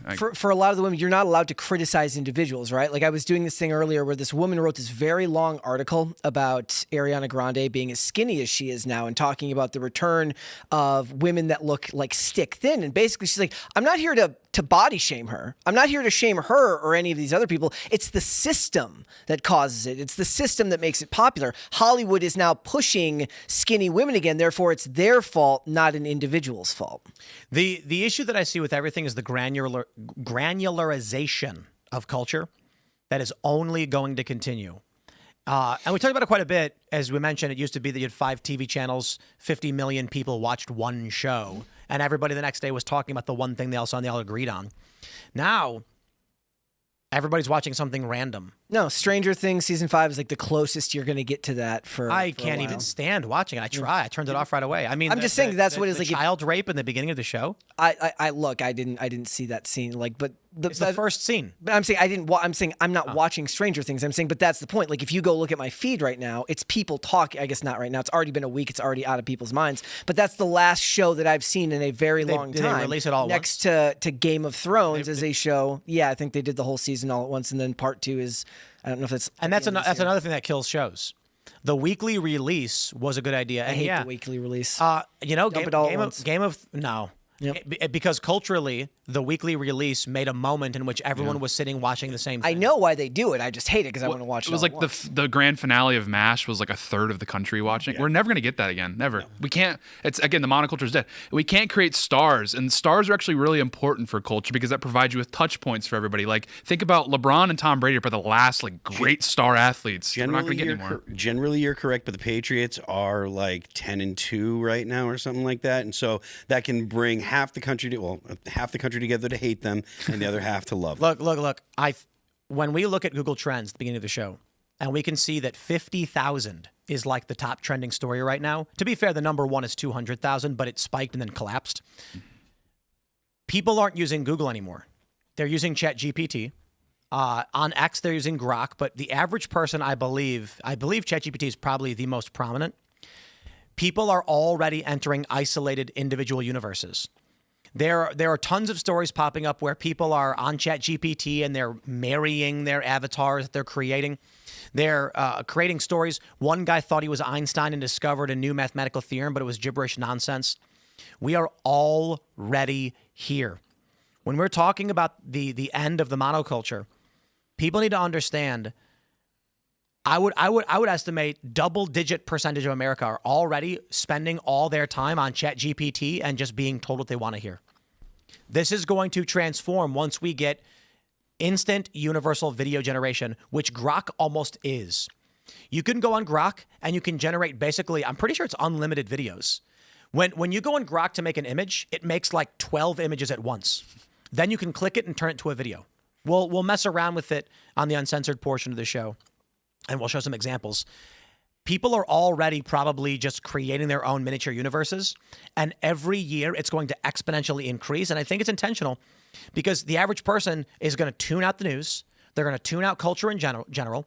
They're going to make as little money as they need just to sit in their room and watch the fake virtual world they want to live in. And then once they create the fake virtual world, they're going to beg Elon Musk to plug their brain into it. We're going to go to your chats and Rumble rants, my friends. So smash the like button. Share the show with everyone you know. And at 10, we're going to be at rumble.com/Timcast IRL for the uncensored portion of the show, where we'll talk about fun stuff. Before we do all that, though, we got a great sponsor for you. It is Frontline21.com. Check it out and download your free field guide to join thousands of men taking the 21-day challenge. There's a lot of noise out there about masculinity. You got some screaming that masculinity is toxic, and the other side pushing a version of manhood that's all about ego, domination, and pride. Both of those are wrong. That's not strength, it's confusion. Frontline 21 is a 21-day challenge for men designed to help guys rebuild discipline, leadership, and integrity in a world that's trying to tear those things down. It's not therapy, it's not politics, it's personal responsibility. Society's tried to label all strength as toxic, and the result is a generation of disconnected, directionless men. Frontline 21 was built to remind men that real masculinity isn't toxic, it's necessary. The 21-day format works because it's simple and measurable. No lectures, no endless content, just real action, one step every day. It builds confidence through consistency. Men start seeing results quickly, and it's free. Anyone can start right now at frontline21.com. Check it out. Get your free field guide. Shout out and thanks for sponsoring the show. Let's grab your rants and chats, my friends. Cheeseburger says Mike Lindell is running for governor of Minnesota. His campaign slogan should be, if you vote for Tim, you'll get tampons in the men's room. If you vote for me, you'll get pillows in the bedroom.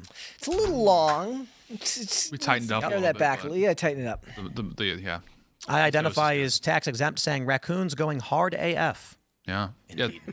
There's something stirring among the creatures of America, I've noticed. Like, they're getting a little more bold. I don't know if you noticed, like, the deer They're getting a little chippier than usual. They're always like that out here. Coyotes, yeah. Even the birds are like really mixing it up a little bit recently. I don't know what's going on, but I think it's maybe Trump. I think it's the vitality of Trump coming back in is like really animating America's creatures, and they're stepping their game up. So, yeah, I don't know. But I think humans should be on the lookout. Maybe they're coming for our throne. I don't know. Shane H. Wilder says, it drank rum, moonshine, and peanut butter whiskey. Man, that sounds like a Saturday night with the boys. All the raccoon needed was cigars and a poker table. That's Here, true. here. Jesus Crisp says, how long until Candace has a source saying the Jews and TPUSA conspired to get this raccoon drunk? She can't let a raccoon have the limelight. Haha. Lady Tight says, LOL, Steven Crowder still gets massive views and doesn't brag about it. Maybe you should try the same. Well, I've not called out anyone by name for getting lesser views.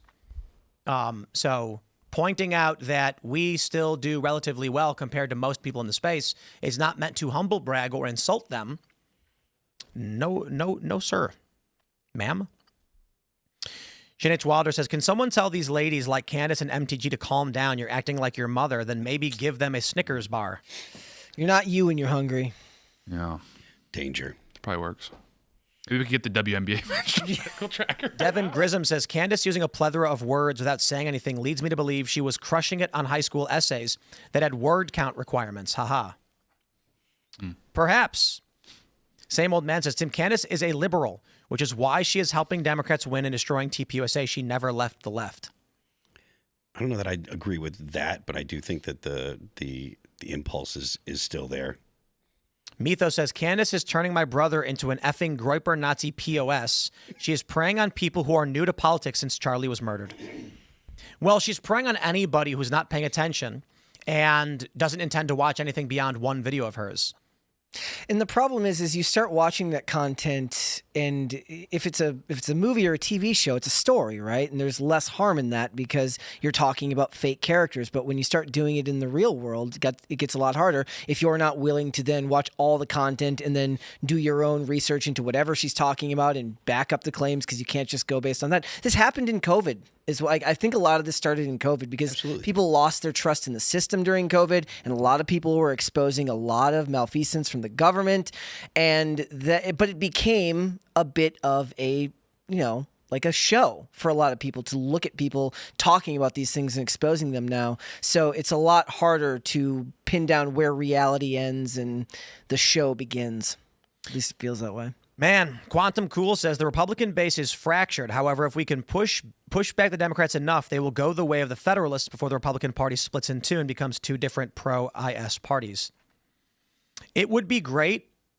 So I have no problem with the name of party. I mean, like if the Democrats actually became normal again and got rid of the commies and the corporatists, then sure, fine.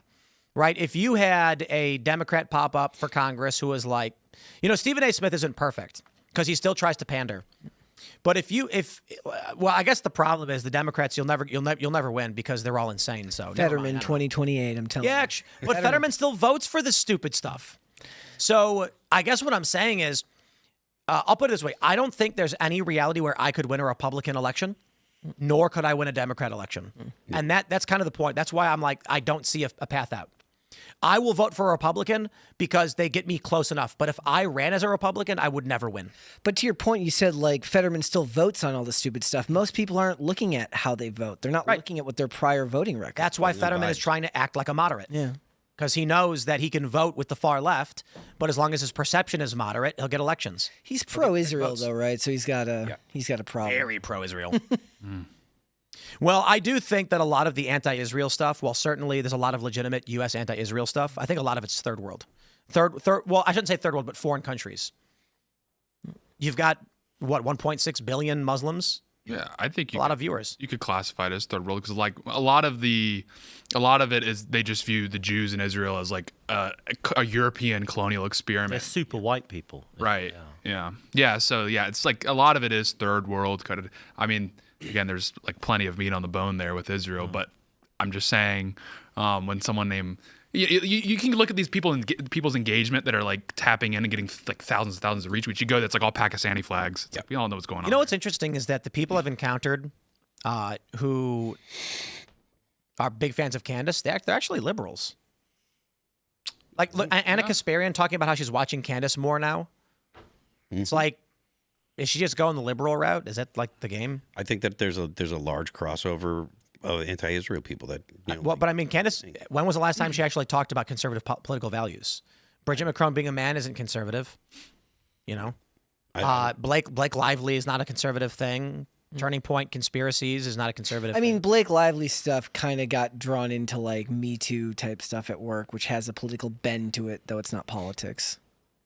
Man, lowest common denominator, baby. That's how you get it. That's why you should watch PCC instead.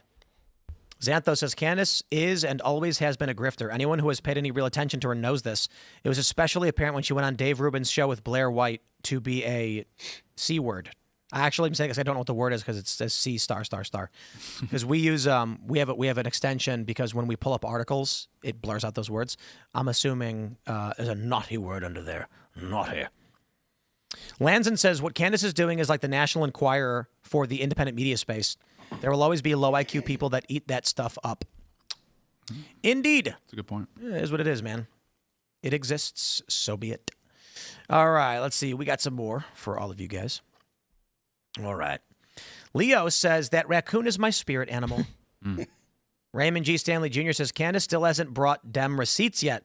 And I looked. I'm only finding parking lots of shopping plaza. Something fishy is going on here. Yeah, I mean, there's been no substance. It's all just innuendo and accusations that are plausibly deniable. Techno Moxington says, hey, Tim, big fan, been watching since the Rittenhouse trials. Going to my first furry convention this weekend in Chicago. I definitely see you as a otter. Cheers, mate. Does he give an explanation as to why he sees you as an otter? It could be because I carry the small rock in my pocket everywhere I go. Probably what it is. I don't know if that's something that you should be proud of. Jennifer says, hey, Tim, here's $5 to help you start treatment for your Candace derangement syndrome. Get well soon. I appreciate the $5, but I have to apply it to my AOC derangement syndrome, my Adam Schiff derangement syndrome, my Eric Swalwell derangement syndrome, my Chuck Schumer derangement syndrome. The list goes on. Infinitely more people that I've criticized than just her before I even get to the therapy sessions over Candace. I got to go through every single Democrat scumbag. What? Not to mention the Krasensteins, Hassan Piker. Oh, man. Can you believe all of those people that I have derangement syndrome over? Crazy. Yeah. S.A. Federale says, honestly, how do y'all avoid blackpilling? And do you have a bat signal for Luke as Secretary of War and Candace crush every seat of hope and truth? I'm searching for more than alcoholic trash panda coming up short. Yeah, I don't. I play poker. It's fun. Spend time with your family and your loved ones. I spend as much time with my wife when I'm not at work as I can. I skate a lot, and that is a huge way to help with that. I watch movies and television shows from prior to 2016. Like, just going outside and getting out there in the physical space and feeling the sun on your face goes a long way in keeping you. Again, I know that Twitter, the idea that Twitter is not real life isn't necessarily true anymore, but it is true that when you go out into the real world and you spend time there, this stuff, while it is important, will shrink in its significance in your brain. You just have to go out and do stuff. I want to point something out. The inactivity of the boomers and Gen Xers in the 80s to the 2000s, their general disinterest with politics resulted in the 2008 financial crash.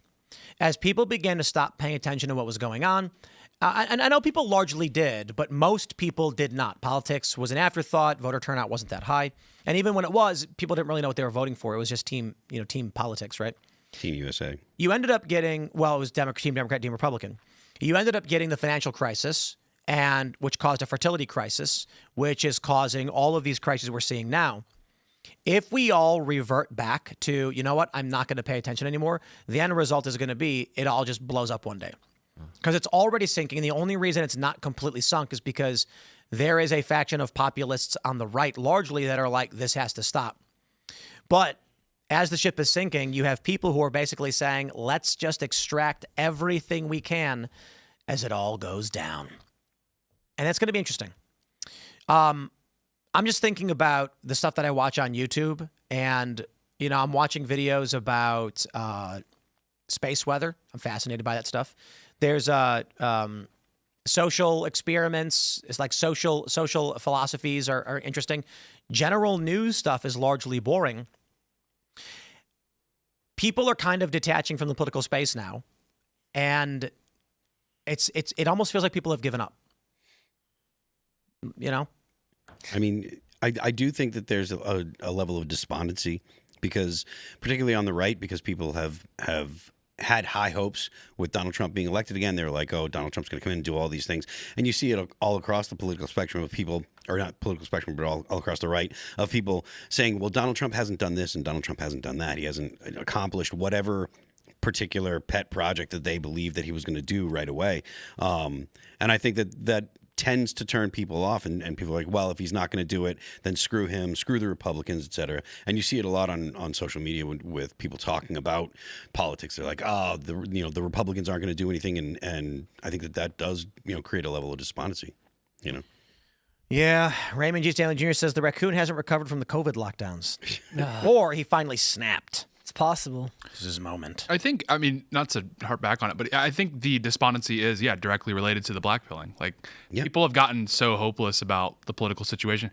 Part of the problem is the way that the media environment on the right developed is it developed during Bush to Obama. The Biden winter is really when things kind of crystallized. And so a lot of people on the right are just natural contrarians. And so they don't actually realize, like, hey, Trump is in power, you can just do things. They're instantly skeptical of everything, and that just causes further blackpilling. Well, you're right. Trump is in power, you can just do things. And then when Trump doesn't do the thing that they want him to do, whether he has the authority to do it or not, they're just like, well, screw it then. He's not going to. And I understand the frustration because you want to see the policies that you voted for implemented. You want to see more people, like deportations is a big deal to a lot of people. And I think that the administration saying that there's been 2 million people deported, which is, that's a considerable amount of people. But the amount of people that actually came in during the Biden administration, it's not even close to enough. So there are people that are just like, oh, nothing ever happens. We're not getting what we wanted. Yeah, it was never nothing. It was not nothing ever happens. It was nothing ever changes. Nothing. It seems like no matter what happens, everything just seems to stay the same in a lot of ways. Yeah, Trump is the thing that did change everything. Yeah, it's just that it happens so slow, no one notices. Yep. Well, and so much stuff happens in a row now, like where, a couple of big things used to happen and it felt like all of it. Now, so many things happen right in a row. You're like, all of these things are happening and nothing is changing. But Trump himself is the rebuke of like Fukuyama's, like we're at the end of the rope here. I mean, like he is that, we're discussing it in the green room, like he is that Napoleonic figure that's reemerged in the 21st century that I don't think people anticipated would happen. And he came out of reality TV. So it's like, things can change quite rapidly. It's just, I don't know. I think to Tim's point, like the world actually is so wild. The stories are so wild that people are, the level of like wildness keeps raising and people keep getting numb to that level as it continues to tick upwards. It's a drug. Right. It's an addiction.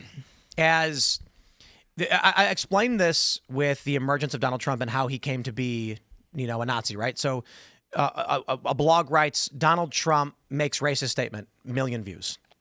Then they're like, wow, we got 1 million views on that. What else do we have? Well, he's just a racist. Let's write up how he's a racist. So then they one up it. Trump is a racist. What do they do next? Trump is the most racist?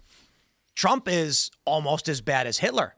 Trump is as bad as Hitler. Trump is worse than Hitler. They just keep having to do more because people get...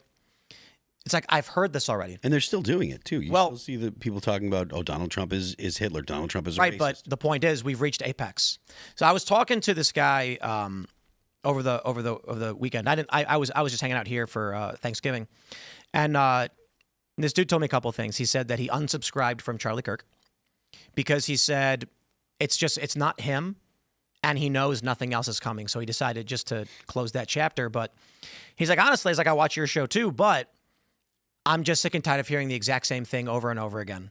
Like every day, it's everybody putting up videos that say the exact same thing. And so at a certain point, it's just, I'm done. I'm not going to watch this. I think we have reached the apex of dopamine trigger in news and politics. There's nothing more to be said. Like Charlie Kirk's assassination, I think shattered the veil of whatever this political circumstance was. Now, I'm not saying it's not going to get worse or who knows, but that was a moment where people kind of were just like, I think a lot of people are like, I'm done. You've told me about tariffs 800 times already. You've told me about immigration 800 times already. Democrats obstruct. Trump does a thing. Every day, it's the exact same thing. Nothing ever changes. Yeah. And then you see Charlie get murdered. The coalition is breaking. And I think, why do people watch Candace? Because she's found a way to continually one-up it. Bridget Macron's a man. They're trying to kill me. The French Foreign Legion is after me. I mean, she's gone to another dimension. It's one thing to be in the news space and say something like, Democrats are now trying to do this crazy thing, but it's based in reality. At a certain point, people are like, we get it. Democrats want to put you in prison. They want to put Trump in prison. Okay, what's going to happen? So Candace is like, they have a penis. And it's like, okay, Tom, she's found a way to one-up the dopamine trigger beyond the news cycle by being crazy, by saying things that are just outlandish or it's innuendo and vague. And that can only go so far as well. But it works for now. That, to me, is like a tailspin about to crash into an island. Because sooner or later, the bill comes due. And she has no receipts for anything. Nope. So if she keeps trying to chase this, you'd think at a certain point she'd go a different direction. 3 months, she's just talking about Charlie nonstop all day, every day. Nothing else. It's silly, but it's what gets clicks, apparently, Indeed. You gotta find a way to one up it. And right now, everyone in the political space is basically at a point where it's like, been there, done that. Trump's president. Democrats aren't doing anything. They don't stand for anything, and they're not fighting for much right now. The woke battle is largely over. Bud Light, Target, all these things have lost. So there's no rallying cry anymore. I guess if you found a new villain, Israel, you've got something. They're the universal villain, And now the war in Gaza is basically over, but it's still, the topic that gets a ton of people fired up because there are people that believe they have too much influence in the United States policy, and that's arguable. They do have outsized influence considering the actual impact the country has on the average American. But I don't think that that's something that the average American really cares about. It's just a small group of people that'll click on anything that's critical of Israel. Nate Wessels says, Tim, are you able to address what happened with Charlie Kirk's show episodes on Apple and Spotify? It seems all episodes of 4 October 8th are gone. They removed them because Charlie's dead, perhaps. I don't know. I can give you internal marketing reasons. You come up with every reason you want. If I say something creepy and fantastical, will more people want to watch the show? Maybe do that. But I can tell you this: when you change distributors, there's like podcasts aren't like YouTube where you can upload a video and it's just there on YouTube. For podcasting, it's typically there will be a service and you upload it to the service and then provide the RSS to a bunch of other platforms so it appears. So if it's not on Apple and Spotify, it could be that the RSS broke, something as simple as that. It could be that they moved to a new provider. So now Apple and Spotify are calling to dead links so it doesn't pull up anymore. Or it could be that they removed him because Charlie died. That's literally like there was my favorite podcast of all time was this guy who did a podcast about the show Person of Interest. His name's David Vox Mullen. And apparently like the links got taken down years ago and I bug him on X to I'm like, can you I know it would be like an insane amount of your time, but could you re-upload these somewhere because I want them? I don't think anybody else does. Just for me personally. Sadly, he's too busy for it. Maybe you can just burn it on a CD and send it over to you. Such a good idea. Yeah. Send a thumb drive. All right. Katal Swiss says, "Isn't Candace a known doxer?" Well, I mean, she did that in the past. I don't lord that or hold that over people for what they do today. What they do today is what you criticize them for. If somebody does something bad and then later on they're like, I shouldn't have done that, it's whatever. Petty Eddie says, Cam Higby just posted a YouTube video concerning Candace and her attacks on people, including him. Well, she's really burning every bridge she has. That's the thing. I think Megyn Kelly was scared to criticize Candace because she's scared that Candace Owens' audience would attack her or come after her, and she'd lose subscribers or whatever. Everyone's got audience overlap, and if you go to war and you're the aggressor, someone's going to choose, and then you're going to lose money or whatever. That's why when Ben Shapiro said to Megyn Kelly that Candace insinuating Erica Kirk killed Charlie is evil, Megyn was just very standoffish, and then later came out and said she never said that. When it's She said literally everything around that. So let me just put it this way. You know what really pushes me to the limit? When there are 3 young guys that I meet and they're like, do you really think Erica killed Charlie? And I was like, do you watch Candace's show? And I'm like, did Candace say that? We're like, come on, dude.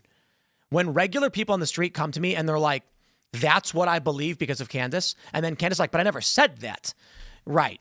But you implied that either she's working alongside the people who killed Charlie and she's not smart enough to realize what's happening. She's ignorant of what's going on, or she was involved.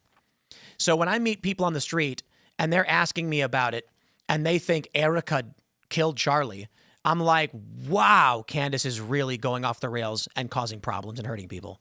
That's so messed up, man. It sucks. Whatever. You know, this is what happens. Wyatt Kaldenberg says Google 105 is a UPS store. 105 to 503 are mailboxes at the address, UPS store. UPS store rents mailboxes. The businesses use a private mailbox. And that guy has 200,000 views. If he's getting let's say he's getting a $5 CPM, he's going to have 10 grand off that video just from YouTube spots alone. But no, I'm sorry. That was way off. $1,000. I was way off on that one. He'll make about $1,000 from that video. And then if he sells any sponsorship reads or anything like that after the fact, he'll make money. But he also builds subscribers. There's money to be made. You can choose to be honest. Here's what I'll say. Here's the direction we went before we go to the uncensored portion of the show. When I first started doing all of this stuff, I came from working at ABC News, the joint venture Fusion, but I had an ABC News badge. I worked at the ABC office in New York. And people were desperate for honesty, authenticity. So on social media, you've always had weird grifters and fake news for sure. But people went to social media to try and find someone being honest about what was going on. And then my channel started to grow. Today, the corporate press is largely dead. Nobody watches cable TV news. Now, those same grifter type people who make fake content are just now working on social media. And you have one example we've brought up is there are people who will take a video of me from Timcast IRL, make it appear like a debate. They'll take me saying various sentences. They'll take Cenk Uygur. Then they'll put a graphic over both of us so it looks like we're doing a Zoom debate. And then they'll make a fake headline and they'll get 50,000 views. And YouTube allows it. And people in the comments are saying, wait a minute, this is fake. Doesn't matter. He already got the views. He already made the money. He already got the subscribers. And some people just don't realize it's fake. Then you got people like Sam Cedar who he literally makes a living taking clips of me out of context to trick people because he is evil. He is a scumbag. And this is the world that we have right now. Everyone's going to go collectively insane. And Candace is just the king of it. So smash the like button. Share the show. We're going to go to rumble.com/TimcastIRL for the uncensored portion of the show. You don't want to miss it. You can follow me on X and Instagram at Timcast. Raw Egg Nationalist. Do you want to shout anything out? Yeah, my new book, The Last Men, Liberalism and the Death of Masculinity, is available for pre-order now at Amazon.com. It's out on December the 16th. Right on. You can follow me on X and Instagram at RealTateBrown, and we'll be back tonight. Be back tomorrow at noon for the live show. It's going to be a great show. Be there. We'll hang out. See you guys then. All right, guys, if you want to follow me, I am on Instagram and on X at Brett Dasovic on both of those platforms. PCC has been off this week. We are in the midst of some changes with the show. We're going remote. Mary's going to be back live with us on Monday. I've been recording videos all week. I've been putting out audio versions of the podcast as well. If you guys follow us over there on, say, Spotify, you can find those episodes and all the segments I've been putting out on YouTube and Rumble. Go and check them out. Thanks, guys.